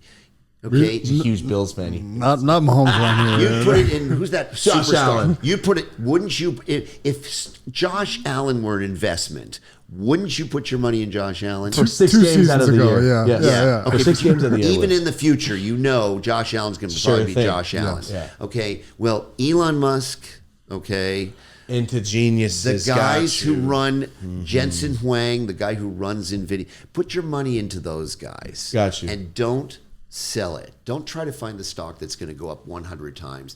Put it into, like, the big thing we always say in investments in stock is, I'm looking for the next Microsoft. You know what the next Microsoft is? Microsoft. Okay. Nothing's ever See been what- bigger than that. No, it's Yeah. it's going to keep going. All right, so No, I mean, it is good advice. It's Yeah. the safe bet, honestly. yes. But No, it's not this. It's not only a safe bet. It's the bet's going to make you wealthy. yeah, it's not like, but like you're saying, it's not going to be what was that damn coin? Ethereum that blew up? What is it? Bitcoin, Ethereum. Bitcoin, Ethereum, that stuff. It's not going to be, we're not looking for Really? It to might make be. 100, I'm saying you're not looking to make $100 million tomorrow. No. You're saying just let it build over time. Right, but your compounding interest, the eighth wonder of the world, will make you that $100 million. Not tomorrow, but In 30 years. in way less, probably. Oh, yeah? Yes. This is way better. I thought you were Compounding talking interest about later on is in a life. real. No. It's a real thing. My bank keeps calling me, hey, you have this money sitting in your CDs, and I keep just telling them no. By the way, you're losing money in a CD. Every time they've talked to me, I go, you're bullshitting me. Inflation I can see it. is going up. Thank you. I brought that up. Like, what happens in 10 years No. when this $1 million By the is way, not $1 million? No, Just- at least put no, it it'll in grow. a T-bill temporarily. Wow, I T-bills have knew much that better guy interest Juan was rate. bullshitting me, T-bills, dude. you don't pay state income taxes on T-bills. T-bills? Yes. Okay, so I need to know what that is because that CD bullshit, I knew it was Get bullshit. out of it and put it in NVIDIA and Tesla and Microsoft and Google tomorrow. Okay, Trust NVIDIA, me on Tesla, this. Microsoft. I'm your simulation. All right, I'm ready? like your All right, the you're person the who's guy not, from the I'm not Matrix real. at the I'm end. not real. I just came into your life to give you this advice, and that's it. No, what we say in the show, I try to take one piece of advice from every single guest, and I remember every. But I've given you single like guest. 7, so. Oh no, I'll remember. 'em. I'll remember them. GLPs. Oh yeah. Should have recorded this. Oh yeah, I wish we took notes Damn, I down. wish you could play this back. Yeah. Okay, awesome. All right, so between us, what day of the week does it come out? It comes out on Wednesdays, Wednesday morning at like 4. All platforms, I'm assuming. Yeah, all platforms. It's on iHeart. Oh, iHeartRadio. Wherever Cool. you get your podcast, we're on iHeart. Cool. Yeah, and we, I think it's very fun and very entertaining. My wife is like the most amazing human. My wife is like what I call a perfect person. Living in Heather Dubrow's world is like the greatest thing. Everything is perfectly appointed. Every vacation is perfect. Everything is in its place. It's like having the ultimate like Danny Tanner. Yes. Like everything is perfect. It's perfect. Yeah. So my wife, OCD. Yeah. That's what I call mine. she's a little bit OCD, but That's why you see me do this a couple times? Yes. There's Ash right there. Yeah, but she's so and her advice is very good anyway. So that's Yeah, no, I saw, and I read your description of. I don't know if you guys wrote that yourself. The description of the podcast. yeah. I can see why people watch it. It's like, Yeah. yeah, you're gonna get the best of both worlds and like things that are happening on Earth. Because me and him only talk about 1996. Like, I don't know why we don't talk. We don't know anything new. I don't Is listen that to the year new you music. graduated? What's 1996? We for just you? love Space Jam and Liar Liar, and Dumb and Dumber came out on Liar Liar's Okay. 97. My bad. 96 is Dumb and Dumber.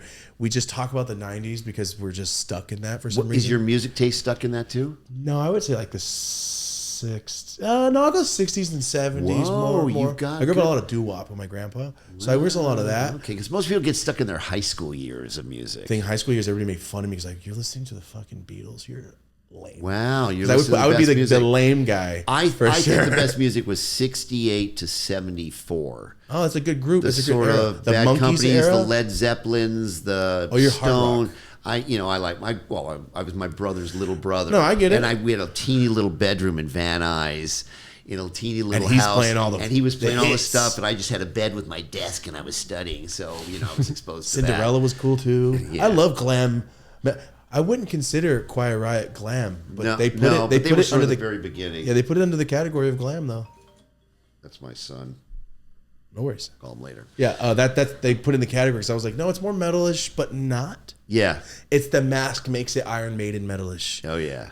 but it's still a little glam, like fabulous White Snake. That's right. You know, That's right. Oh, I'm so happy to talk about it. I'm never gonna talk about any of this stuff. Nobody knows what I'm talking about. Oh, I know it all. I love it. It's like my mom, but we already talked about this shit my whole life. So, okay, every Wednesday between us. Yes. and then maybe botched. Maybe more botched, and certainly more housewives, and certainly other things that we have a new YouTube channel called Dr. and Mrs. Guinea Pig, where we're doing experiments on ourselves. Yeah, like peptides. stuff? Oh, Like this is week 1. This is what I look yeah, like. like creatine. I don't know if you're on creatine. We I should- take creatine gummies. yeah, 5 grams a day. I don't know. It's 3 of them. It says that I don't know. Whatever that You need is. 5. You need 5 grams a day. And that's and creatine's just for muscle. Lean muscle mass. Muscle mass. Yeah, Okay.